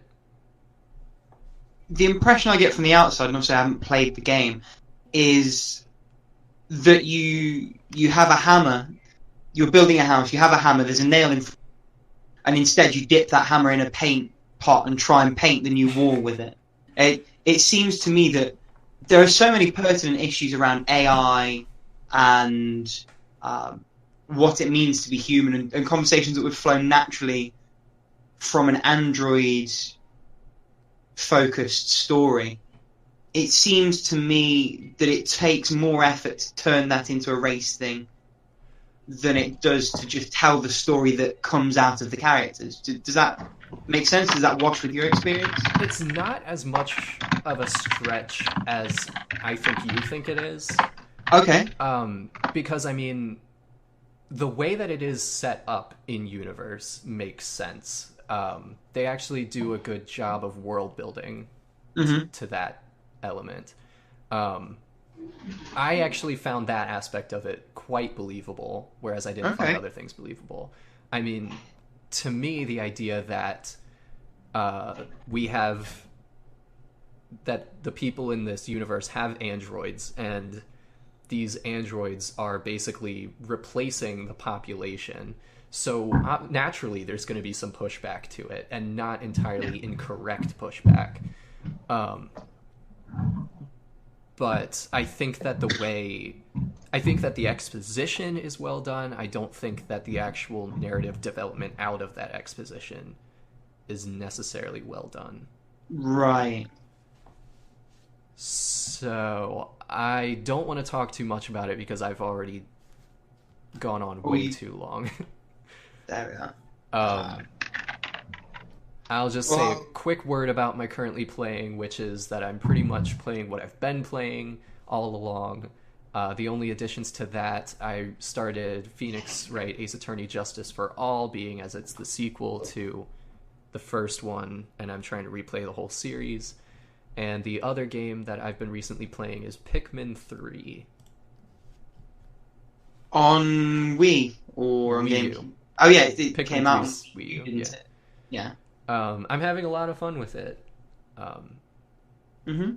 And I don't know if I have much else to say. I like the new Pikmin varieties. I am sad that the purple and the white Pikmin are not there. But yeah, good game. Do play. Wow. If and when I get a Wii U, maybe. Alright, so I have been talking for 30 minutes and I need to go on vocal rest, so somebody else please stop me. Supreme Leader, we could listen to you talk all day. I will jump in next because I actually haven't completed anything new in the past 2 weeks. So all I really have to go on are the things I've been playing. And actually, quickly, I did retire one game, and that is Time and Eternity, or you might know it as Toki Toa, which is... I know it as neither of those things. you don't need to know it as anything because it's pretty shit. Okay. In fairness, it's quite frustrating because there was the beginnings of a decent idea in there. So briefly, it's an image epoch cheapo RPG thing. Why are you laughing, Toast? What's going on? No reason. No, you don't laugh for no reason. Unless, actually, to be fair, you are a bit of a weirdo. But then, what's going on? What's going on? No? Okay. So, the concept is you get shot down on your wedding day. Your wife happens to have time-traveling abilities, so she goes back to try and save you. But she also has a split personality. And the big draw of the game is that it's all sort of anime style. It's all hand-drawn. The animations are very stale. The combat is very stilted. There's a good idea at the core of it, which is sort of moving close to the enemy and far away using guns and daggers and abilities. But there's something missing from it. Moving around the world is awful because you move very, very slowly and the encounter rate is quite high. And the game does quite a poor job of signposting what you're supposed to do and where you're supposed to do it. So I gave it a fair shake. I gave it a back, and it just didn't grab me. So I've retired that. In terms of what I'm playing, it's all sort of 3DS shit, apart from Stuntman on the PS2, which... Wait, this sounds familiar. I was playing the Game Boy Advance port about 2 months back. So this is sort of the big console version. Now and I've ended up playing them in I've ended up sort of playing them in reverse order because I played the sequel, Ignition, a few years ago. Then I played the GBA port of the original a couple of months back, and now I'm playing the original. And I think I would like it a lot more if I hadn't played the sequel first, because the physics in the original are still a bit funky. It doesn't signpost things as well as the sequel does.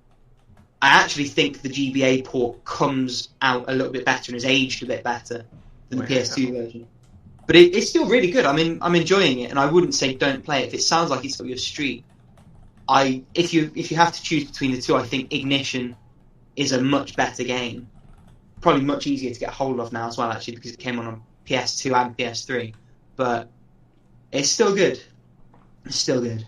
And then in terms of the 3DS, I have 4 games on the go. So if I quickly rattle, the first is the port of Return of Samus on the 3DS, Samus Returns. So good. I actually really am enjoying it. Yeah, I was a little bit skeptical going in because I'd heard quite a lot of the mixed discussions around it. I didn't realize there were mixed discussions. I thought everybody loved it. I don't think the graphics look that good. They're lovely in 3D. The 3D actually is really nice. Because when they were showcasing it, looked like poop. It doesn't look all that impressive, I'll grant you, and I genuinely think I would have preferred a pixel art style a bit more akin to Last Night or some of the more recent pixel arts where they really pop out and they give you some perspective work. But the 3D is nice. It's more than serviceable, and actually using the 3D capabilities of the 3DS, it really, really pops. I'm still not sure I'm sold on the melee counter and the way all of that works. Really, it's so if it wasn't a Metroid game, I don't think I'd mind. But it doesn't feel Metroid in the sense that what I love playing Fusion and Super Metroid is that it's all sort of about zoning and moving around and making sure that you keep the requisite distance between yourself and your opponent and putting yourself in the right place to do things. Whereas with the melee counter, it feels more like you're just waiting for the opportunity to hit the QTE. So it feels a bit more brain dead for me. And it's good. Once you get a feel for the timing, it's a lot better. And I don't mind it, but I don't think I'd want it in the next 2D Metroid that they make. Okay. I think Other than that, the Eon abilities are quite nice quality of life improvements. So there's one that sort of pings out for blocks that are damageable in the immediate vicinity. which I really like, and I like that it's optional. I like that you don't, if you want the challenge of hitting every block until you find the one that has the missile upgrade, then you can do that, and some people would want to do that, but I like that it gives you that option. I'm about halfway through, I'm 5 hours in, and at the moment I would happily recommend it. I think it's good. I suspect I might like another Metroid 2 remake a bit more for the reasons said, but it's definitely good. Second one I've been playing, I recommended this last episode, is Picross 3D Round 2. It's more Picross 3D. It's really lovely. My hand cramps a little bit holding the 3DS in the position that you do. That might just be me getting old. I don't really know. Do you go it sideways or something? What's the... No, I think the problem is, normally when I'm doing something with the stylus and the circle pad, I will hook my little finger behind the console to support it. Whereas with Picross 3D, I'll sort of have my stylus hand away and leave it resting in my left hand while I'm working out what to do. And I think it just fatigues the fingers at the back a bit more. That sounds so pathetic. Yeah, talking about first world problems earlier. Yeah, well, I think you just took the cake. It's a medical issue, man. But the game's good. That is certainly isn't a criticism of the game. That's more me. And it's more of the same. And if you like that, or if you think you'll like that, then it's probably worth checking out. I'm still plugging away at Project X Zone, which I suspect that one is going to be a long, slow burn for me, just because every battle is quite long. And the game's great, I just don't have the time or the stamina for that, I don't think. And the last game is Shin Megami Tensei 4, which is right up there, top 3, top 5 games I've ever played at this point. Wow. It is phenomenal. It's Pokemon done right for actual people. I think what I like about it, one, the flexibility that comes with fusion. So there's a lot of sort of min-maxing and optimizing in terms of what skills you pass on and what you inherit in that sense.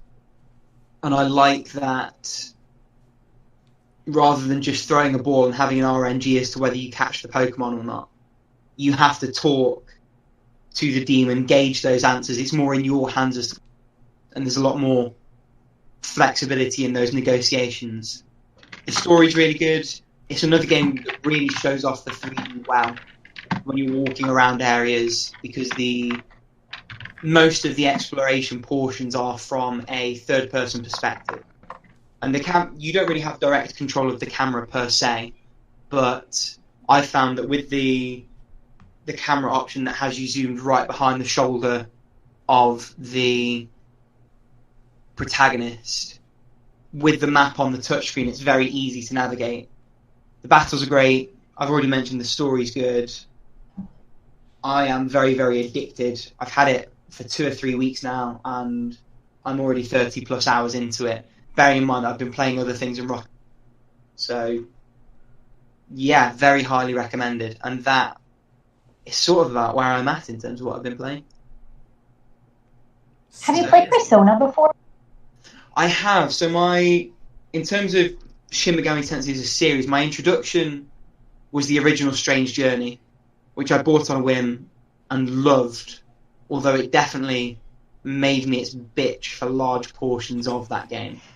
Then I got Persona 3 on the PSP, which, for my money, I still think is the best place to start in the series, although I'd put Shin Megami Tensei 4 as a close second. And so from Persona 3, I've come to here. I've got Persona 4 Golden waiting for my attention on the Vita. I'm planning to get Persona 5 at some point, probably when I get a PS4. I'm planning to get Shin Megami Tensei 5 when that comes out on the Switch. I might even get that day one, depending on what kind of day one releases they have. And one that I do want to get to at some point is Soul Hacker, which was a Saturn game, but they did recently to the 3DS. And whereas 4 is a third-person, free-roaming, free movement RPG. Soul Hackers, much more like Strange Journey, is a first-person dungeon crawl, and I would like to play a bit more of that style of SMT gameplay. So, yeah.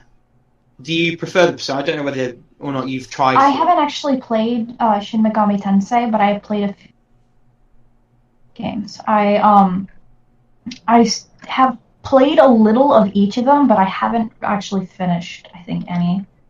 That's understandable. Of the ones that I've played, I liked 4 the best, but Yep.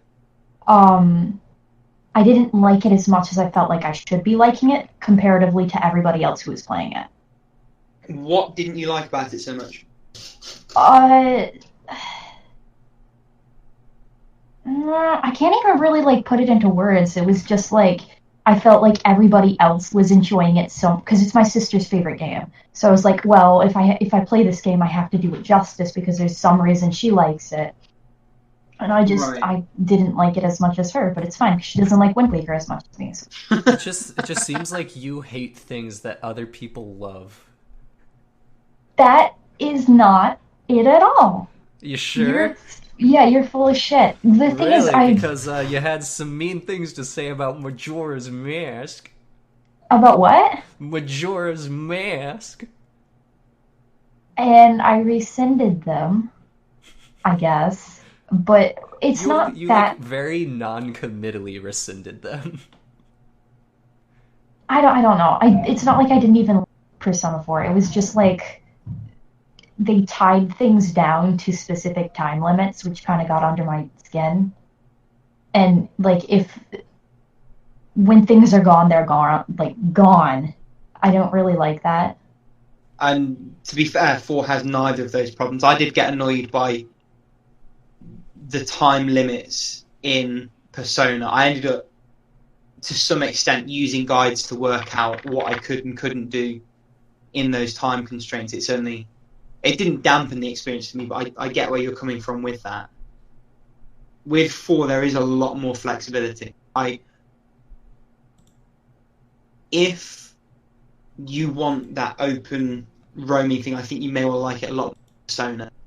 And I think it's a much better game to get you in if the Persona games were annoying you than if you were to, for example, pick up the recent port they did of Strange Journey, because that really does throw you in at the deep end. And I think if I started it at a different time in my life, it might have put me off the series altogether.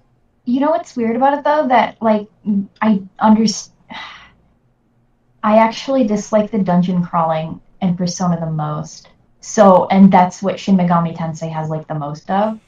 So I don't think that I'm gonna enjoy it. Well, and it's not like I didn't like Persona.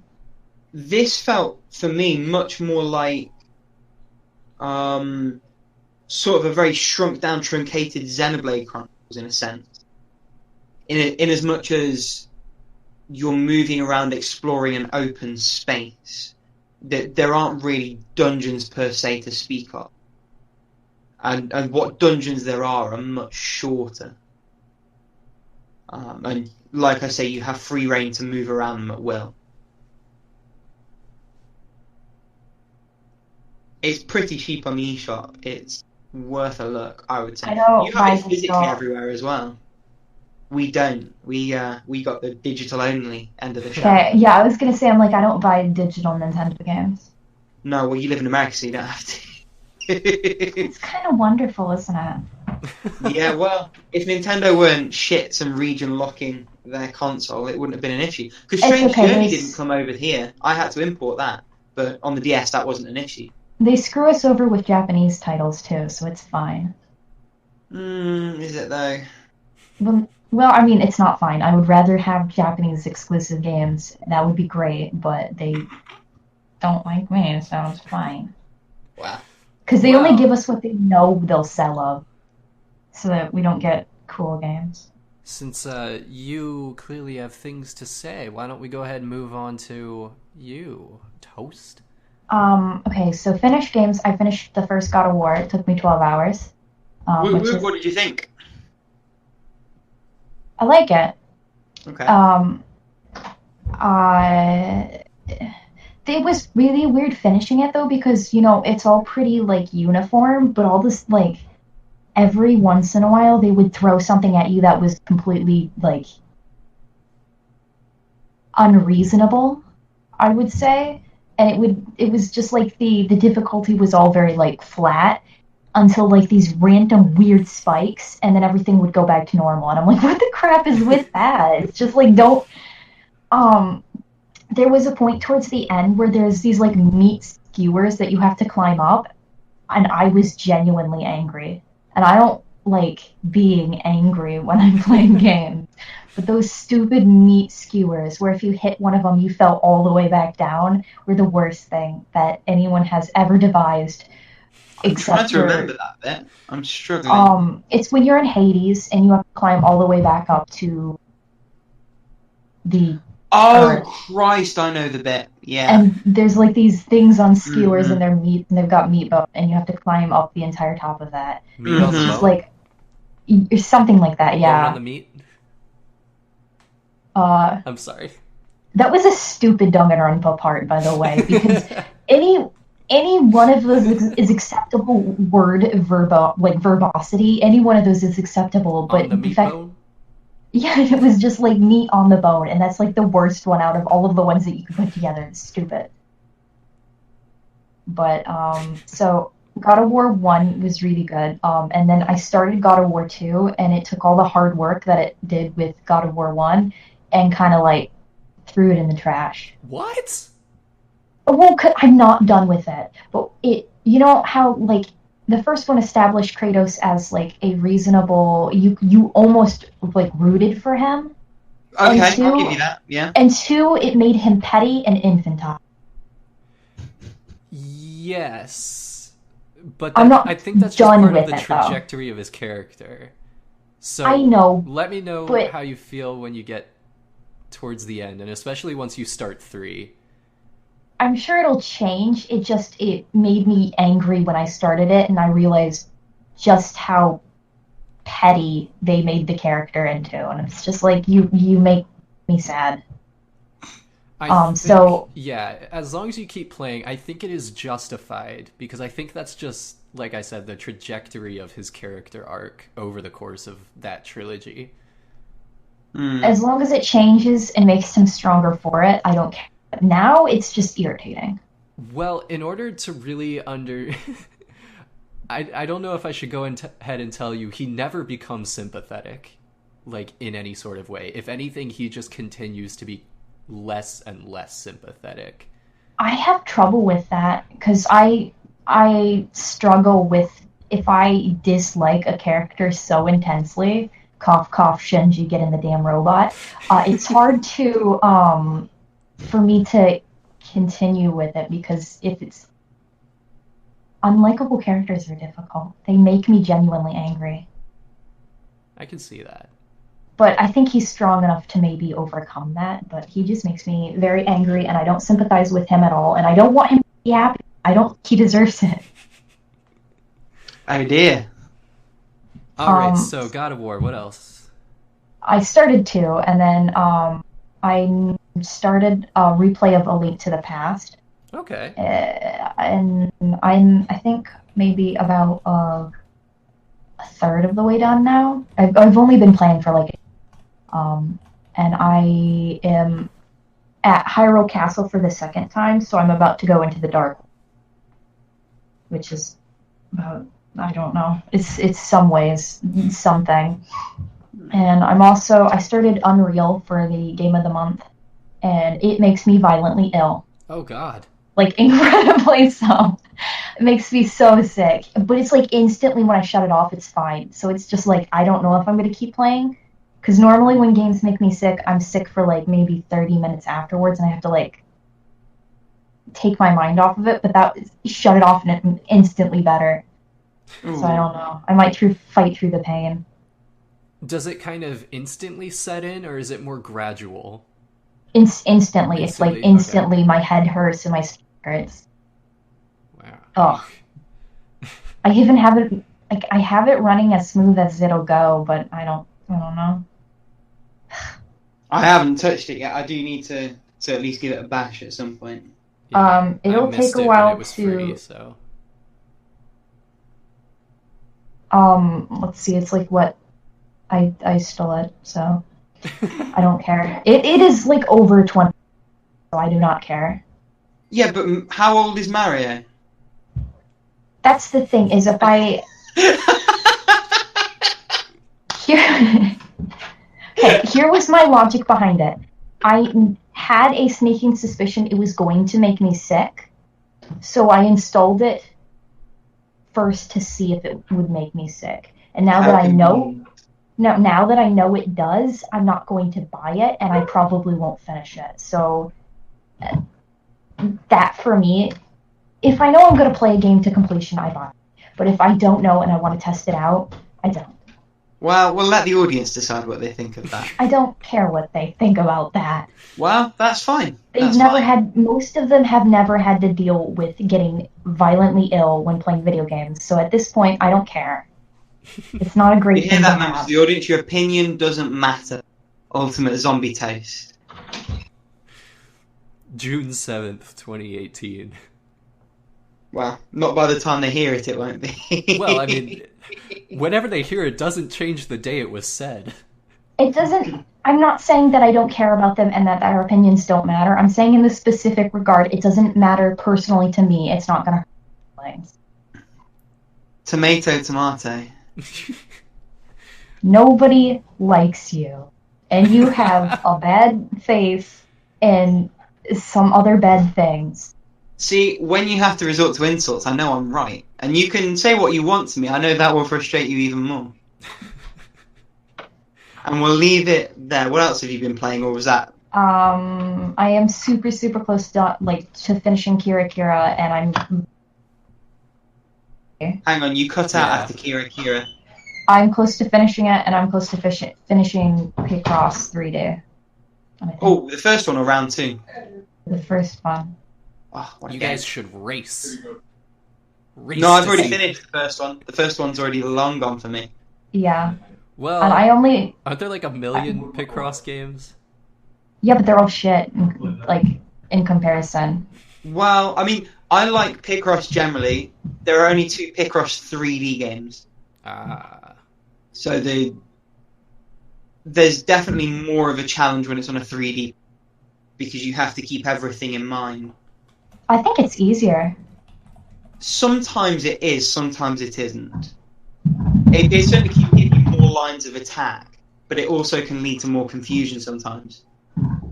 Oh, it's just so much easier. When it's 2D, it's just too, I think 3D, I don't think 2D. So when I'm trying to make shapes, easier because you can visualize the whole shape and then go back through and... Yeah, I suppose it's a different approach, because when I'm playing 2D Picross, and for context, I didn't feel like mentioning in my playing of, but I am bit by bit working my way through Pokemon Picross, which... Oh, that's shitty. It's dirty freemium, yeah, but I'm doing the daily challenge and just building up Picross points every time that I do it and just slowly doing the puzzles. But when I'm doing it, I don't necessarily think about shapes in the way that I do with the 3D one, like you saying. I'm thinking more in terms of the numbers and, well, what can fit where, and then process of eliminating it that way. So it's probably a different type of challenge. That's fair. But yeah, you go on.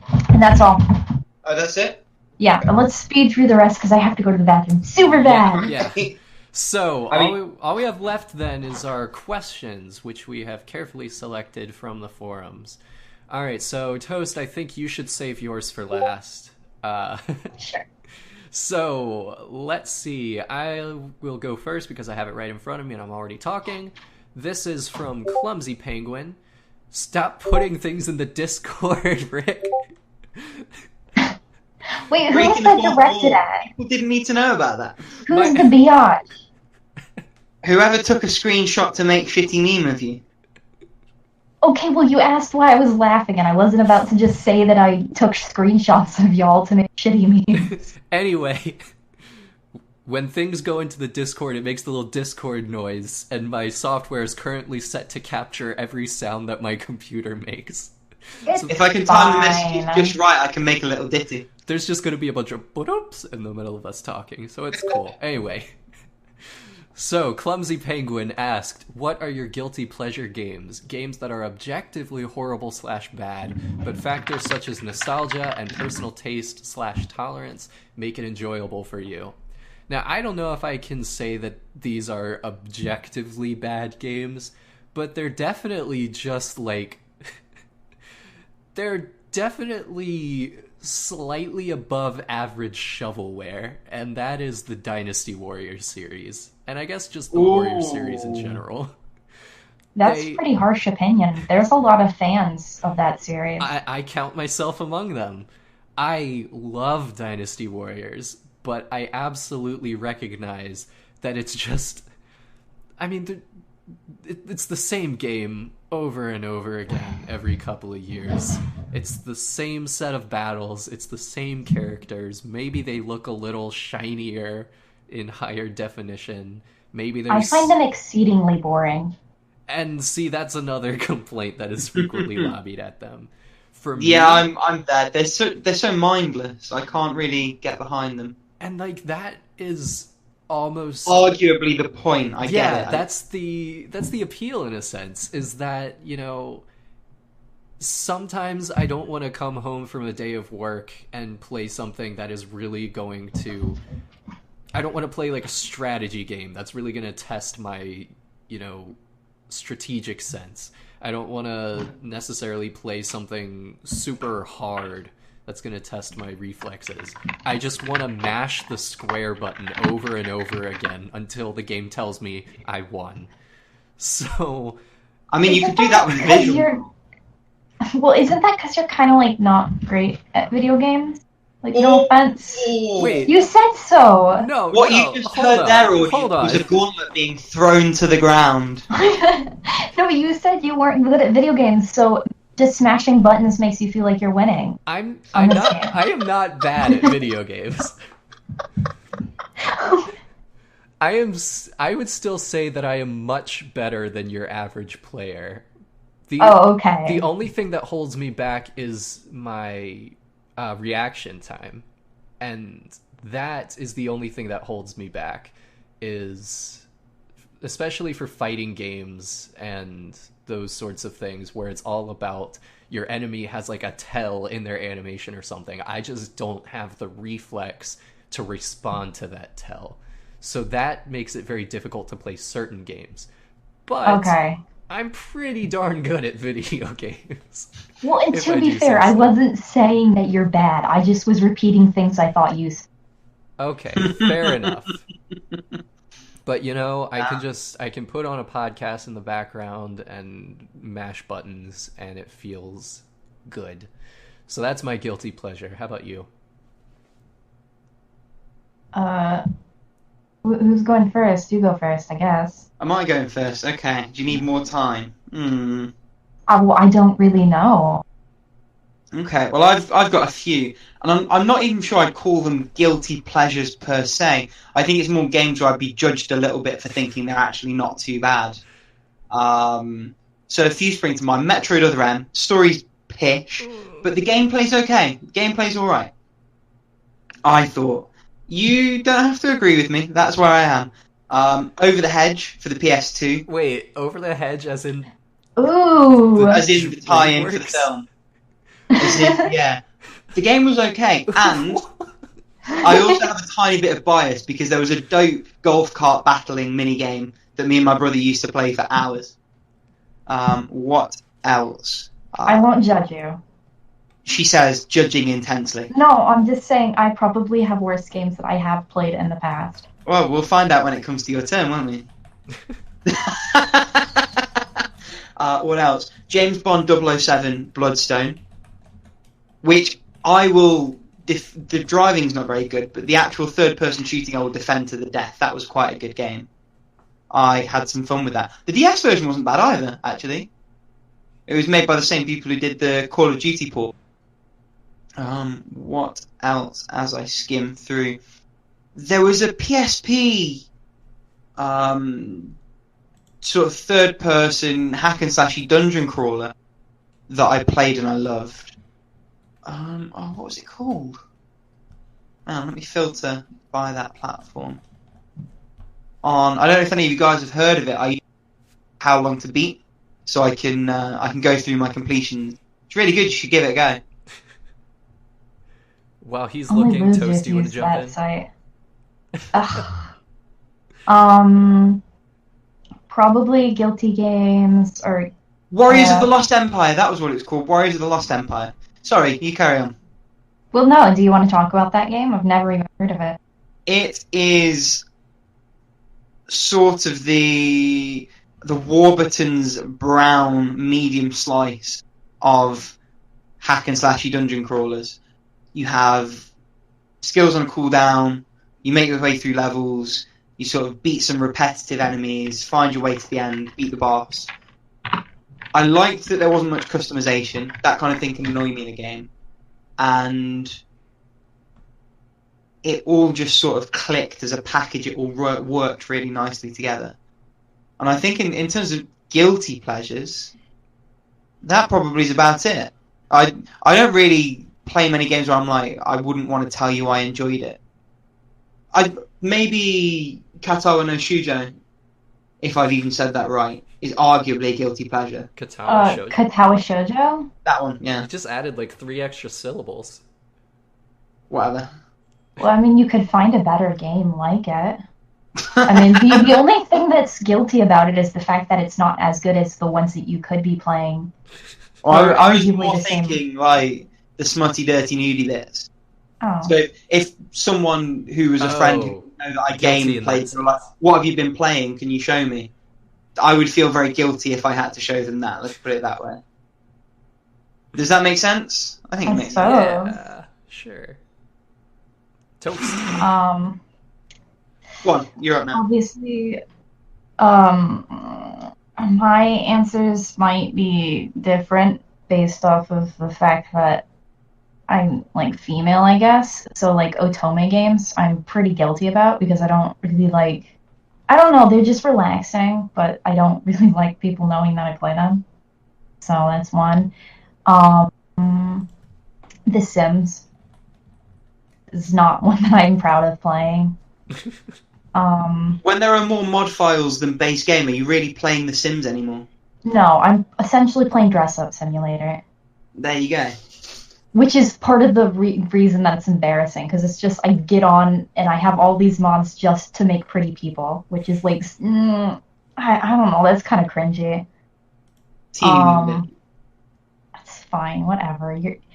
You've never been a female with no money and like I don't know. I have been really female, much to my surprise. It's just easier. I don't want to buy clothing. I just want to put them on other people and make them pretty. So I think those are the only ones, though.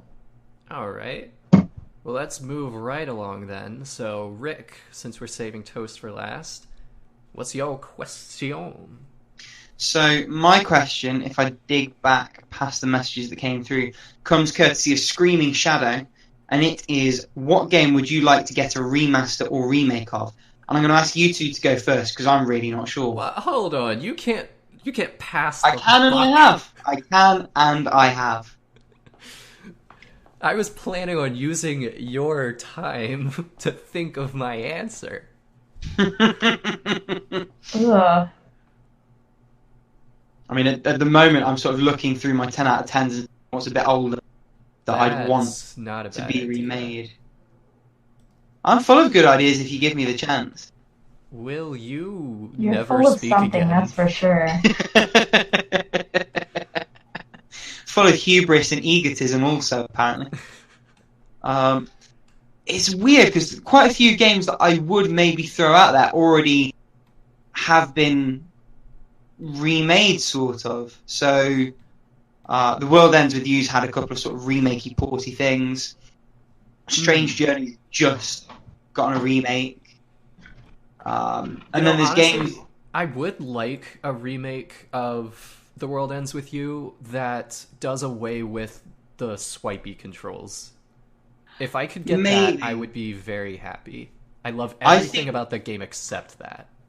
I think what could be cool is if you moved it to the Switch, say, and you had one partner being controlled on each Joy-Con. I think that would make a lot of sense. And that game is phenomenally good game. Oh yeah. And it's a shame that the mechanics make it a little bit difficult to get into. The fact that it's on old hardware is a bit difficult. I don't think the iOS port's even supported anymore because Square Enix are a shit mobile publisher. They are. They're atrocious. I wouldn't touch anything with a barge I know pole for a fact, yeah. that they've put on iOS or Android, having seen what I've seen. Okay, Ooh. I looked up a list and I agree with some of these things. So, Bokai definitely needs a remake. That would be Bokai. super great. The Bokai, Sons of Rand. seeing That's the as Sons I Boktai. Boktai. Seeing as it made me super sick to play it, I would really like a remake where it didn't have. This is gonna sound stupid, but I want it to not have the sun aspect because I'm photosensitive. So it sucked for me. Would you want it to be sort of localized to a day-night cycle then? Yeah, some way that I could play it without getting sun poisoning. Because I remember, vaguely getting really ill trying to play that game. Vagrant could use a remake. That's a good shout, actually. Yeah. Any one of the Link games, like Oracle of Ages and Oracle of Seasons and Link's Awakening, could all use a remake. If they were done in the style of A Link Between Worlds, I think that would look really... No, if they were done in the style of Breath of the Wild. You shut your filthy whore mouth. I hate that style. Well, they already started top-down. That would be the easiest way to do it. I hate top-down Zelda. Why are you playing a top-down Zelda right now, then? Because it's my childhood, but I hate... Minish Cap's dope, and I won't hear a bad word said about it. Minish Cap is slightly different, but I don't like top-down Zelda. I just don't. Minish Cap's top-down Zelda? Yeah, I will say I much prefer the 3D Zeldas, but I don't know. I feel like Link Between Worlds is pretty sanitized. I'm not saying I don't like the story. I just don't like the way that it does I don't the even things mean that story. it do. I mean, even as far as gameplay, like it's in like a league different than other top-down Zeldas, I feel like. I guess so. I just don't like the cutesy, cartoony, like... I don't know. Either be Toon Link or don't. So what you really want is like Four Swords style. Are we talking Four Swords Adventures? Yeah. Because there's two different Four Swords. Yeah, that's right. Yeah, I actually really liked Four Sword Adventures. I know a lot of people didn't. And then there was confusion as to what actually was the Four Swords back a while ago, because there's two separate games, and the one is a completely different story. Which of the two? Because I've got Link's Awakening DX on my... Not Link's... As in A Link to the Past, sorry, and it's got Four Swords on it, but I don't know which Four Swords that is. It's probably the Four Swords standard, not Adventures. Yeah, and then Four there's Swords also... Adventures. That's a 4-player GameCube game, and then there's also Four Swords Anniversary, which is a 3DS port, I think, wasn't it? Yeah, 3DS port, but I think it's slightly... They added in content that was supposed to be more to what the original story was planned or whatever. Right. Which, it's like, I think, if you're playing it, it's like a 20-minute game. That's short. Yeah. While you're looking through the list, I'm going to have a look, see which Four Swords I actually have. Okay. Vampire the Masquerade Bloodlines would be a great remake, because it looks like poop, and to get it to run, you have to physically, like, break the game and add in files and shit like that, and I don't mess with that. I don't like having to do that. Parasite Eve. I love I didn't like the original, though, that's the thing. That's because you are trash. Yeah, but like honestly, I mean, if the controls and stuff were updated for a remake, that would be amazing. That would be an Yes. awesome Yeah. game to have.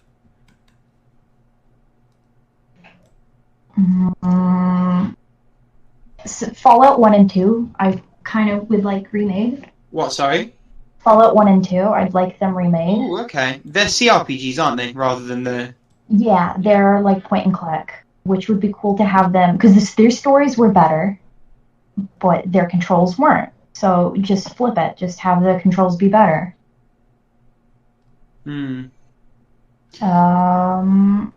that actually did get a remake already. The King, whatever. I think that did get a remake. Vampire with a Y? No, that's a Is that a different Vampire. game together? Yeah, it's a different game altogether. It's Vampire Masquerade: The Bloodlines, Ah, okay. and it's like a really, really hardcore vampire RPG that is like, it's like Morrowind, like the Dark Brotherhood, but like a whole game of it. Oh, okay. A whole game of that feeling. That's pretty rad. Yeah, it's really good.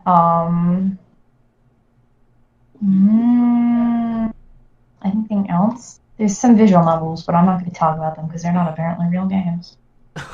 According to who? You said that, not me. Yeah, nobody has said that in this podcast. No, I know, but everybody's like, okay. But I think Eve Bust Error is getting a remake, and that'll be good because that's actually a point and click rather than a visual novel, so that'd be cool. Oh, I'll tell you two that I can't believe I didn't think of before. Enter the Matrix and the Matrix Path of Neo. Those were good games. Now, Enter the Matrix was dog shit, but I think Wait, which was the good made one? into a good game. Path of Neo was the good one. Okay, that was the good one. But it was very good because it actually let you free control the camera rather than lock behind your character, and the moveset and actions were competently put together. Oh, that would be really cool. Oh, sorry. What would be really cool? If they remade Jet Set Radio. I thought they HD ported it. Did they? Yeah. I have it on my Vita. And that's a port of the mainline version, which is on PC and PS. Is it HD enough, though? By whose standards? Like, does it look good? I want it to be new graphics. It's... All of the textures, I think, have been redone. It looks really nice. Maybe. It was on sale. I think I paid £1.50 for it, which you can't sniff at that price. Excuse me? We totally can. Sniff? Yeah, that's what we say in England. You can't sniff at that. Can't sniff. Why are you sniffing? Maniac Mansion! That one could be remade real good. What about you, Kerf? I feel like we've not heard from you yet. I'm just looking through myself at some of these. There was one that popped up that I lost track of. It might be gone forever. Most of the things that I'd really like to see remade are things that probably never will be remade. That's fine. So, like, there's this game called Fur Fighters. Are either? Oh, I remember that. I remember hating it also. And that's the thing. Like, I actually played it through to completion, and it was definitely a struggle in many ways. But I was able to see it through to the end just because I liked the ideas it was presenting so much. Mm-hmm. Because, I mean, like, the levels are huge, and there's so much to do in them, and there's a variety of ways that you can play around inside of them. The actual, like, shooting and moving around was a pain, though. And so no kidding. It probably rightfully has been forgotten by time. But... But if they were to take those ideas and update the mechanics, I think it could actually be a really fun game. Another one I actually just thought of, it's the English translated title is For the Frog the Bell Tolls. I beg your pardon, there? Yeah. In Japan, it's called Kairu no Tame ni Kane wa Naru or something. Okay. Basically, it's a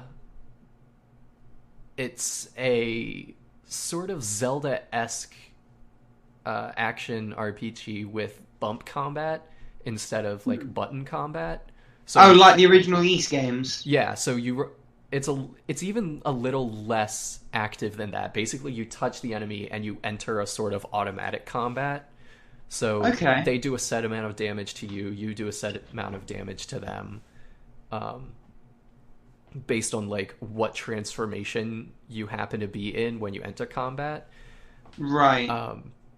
But yeah, it's a lot of fun. It mixes 2D platforming and puzzles with just really smart overworld design and item management and stuff. The only flaw with it in the original is that it is linear to a fault. So every item you can pick up, you basically have to pick up. Like, there's no optionality to it. Right. You either do all of the game or none of it. So in a remake, I would like to see, you know, an expanded remake in a sense, where you could explore more, do some bonus things, have side quests and stuff. But honestly, the story is so charming. The world is just a joy to explore. And it's just the right levels of quirky in everything it does. So I would love for it to be remade and translated. And other than that, I don't know if there's anything else I can really think of. There's a few more jumping out at me, so I'm just going to rattle through them. Sure. The 2 Sorrow games in the Castlevania series, I feel like you could bundle those together, maybe prettify it a little bit, give you a wider field of view, and that would be fantastic. I'd love both of those to be on like maybe the 3DS, where you could have the map on the bottom screen while you navigate on the top. I think that would be really nice. What else? Custom Robo Arena, originally for the Nintendo DS. Yeah, that one looks like shit, so it'd be good to Custom have Robo? It's great fun. No, I'm saying it's fun. It looks like shit, so it could I see what you mean. Yeah, time hasn't been kind. I think in a remake you could, even if it was on like PS4 or something, you could make it look really, really good. It would never be on PS4, but you know what I mean. What else? Mashed. That was great fun back in the day. It's like a top-down sort of balls to the wall competitive driving game. And so there's power-ups. You're knocking people off the map. There's a button specifically to do your driver's quips. This is an unpopular opinion, but there's already so much racing games that I don't think there any needs to be remade, because there's just going to come along another one that's going to be just as good or better. The question is, what do I want remade? And that's what I want remade. Okay.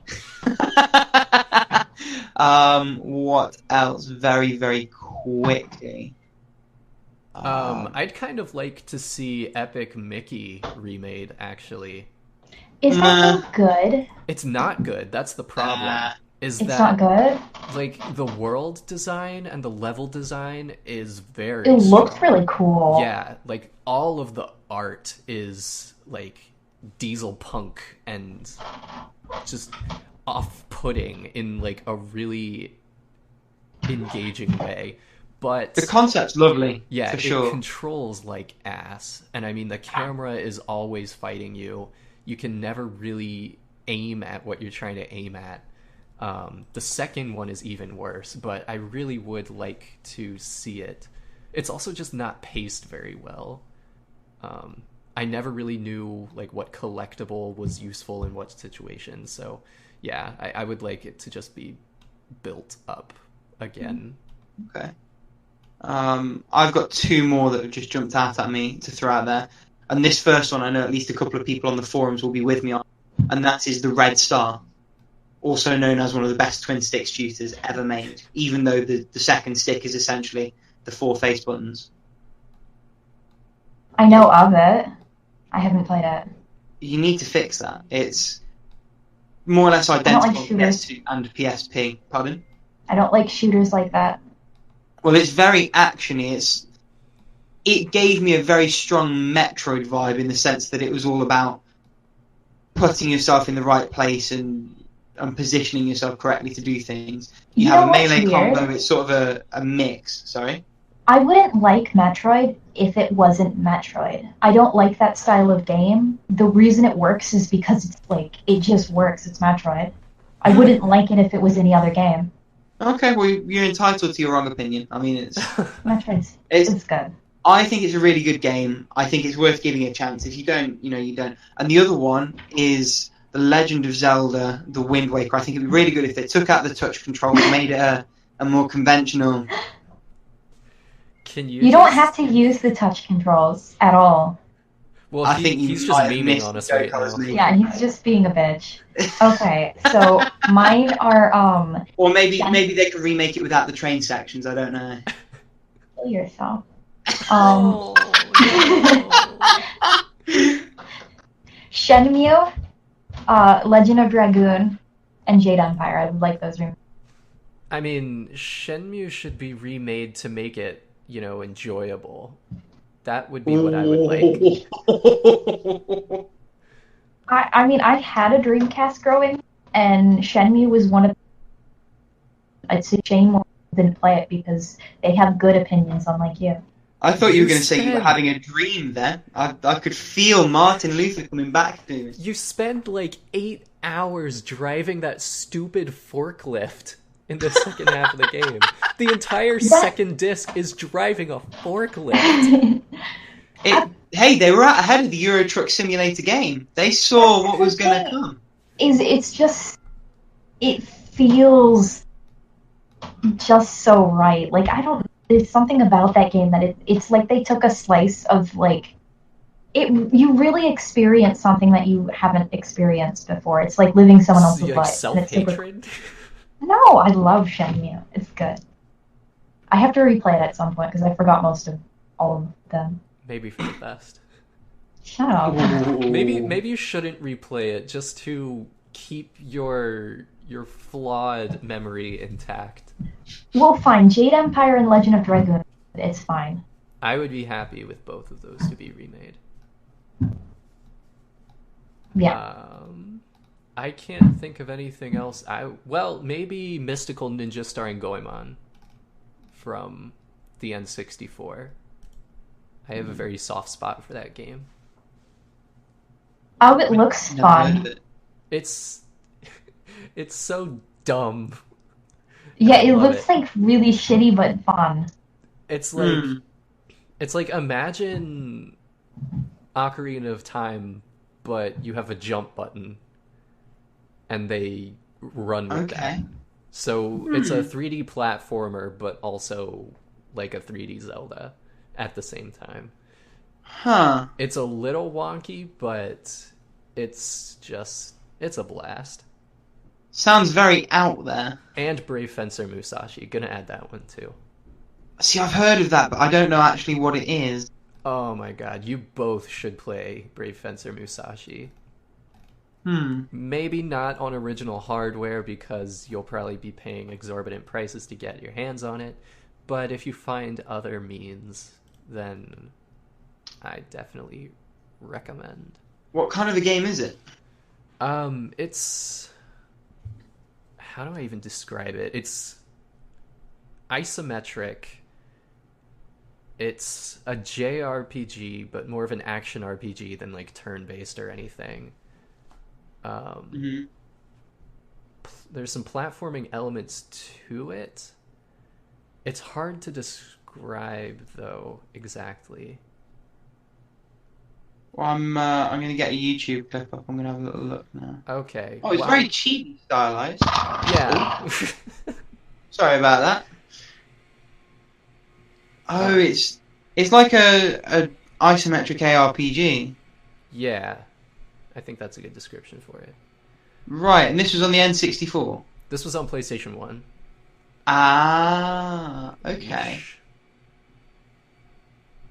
It looks okay. It seems like the kind of thing where nostalgia may well have played quite a big part. I mean, I played it as a kid, but I never like got very far as it. I did a full playthrough maybe a year or two ago, and it was fine. I mean, I didn't get far enough in it as a kid that I think nostalgia would have really affected my opinion of it. Okay. I think it holds up on its own. All right, so Toast, the time has finally come. What is your question? Okay, now, so would you rather live in a wax ear of a grumpy giant eating only what flies in there by accident and not being able to make noise for fear of being injected with a huge cotton bud, or live in Middlesbrough? Which is, I think, a joke at the expense of the British town. Yeah. And I mean, Middlesbrough's okay. If he'd said Hull, it would have been a very different story. But Middlesbrough's not too bad. Certainly not as bad as the very vivid description of what the inside of a giant's ear might be like. Are you kidding me? That sounds like a blast. Yeah, I mean... Out of the ear. The description reminds me of that part from the Odyssey where they're trapped in the cave with the Cyclops. And nobody has blinded me. Yeah. For me, it reminds me of Fun and Fancy Free, which I don't know if either of you have seen, which is like a Mickey Mouse type dealio, and I watched it all the time when I was little. It reminds me of Hull, but not Middlesbrough. That's the thing. But, so, yeah. Ultimately, I think I would choose the giant's ear, just because that sounds like fun. It sounds like a fun place to be. It sounds so much better than being British. Yeah, that too. You don't know the nationality of the giant. For all you know, the giant might live in fucking Aberdeen, and then you've really shot. Well... As long as he's not French. I think the French, they get pilloried by everybody, bless. Okay, so anybody have a... Did you answer the question, Rick? I did. I said if it was Hull, it'd be a different story, but as is, I'd take Middlesbrough. Okay.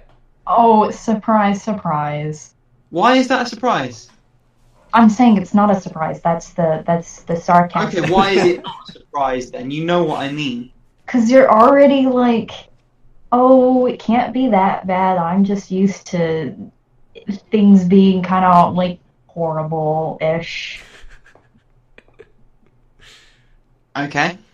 All right, so to round things out, we did want to put out a call to our listeners. We soon, hopefully on our next real full episode, would like to start bringing on guest hosts. Now, I mean, you probably wouldn't, be here every episode. That would just be, a crowd. What do they say? Three's a crowd? Or... Three's company.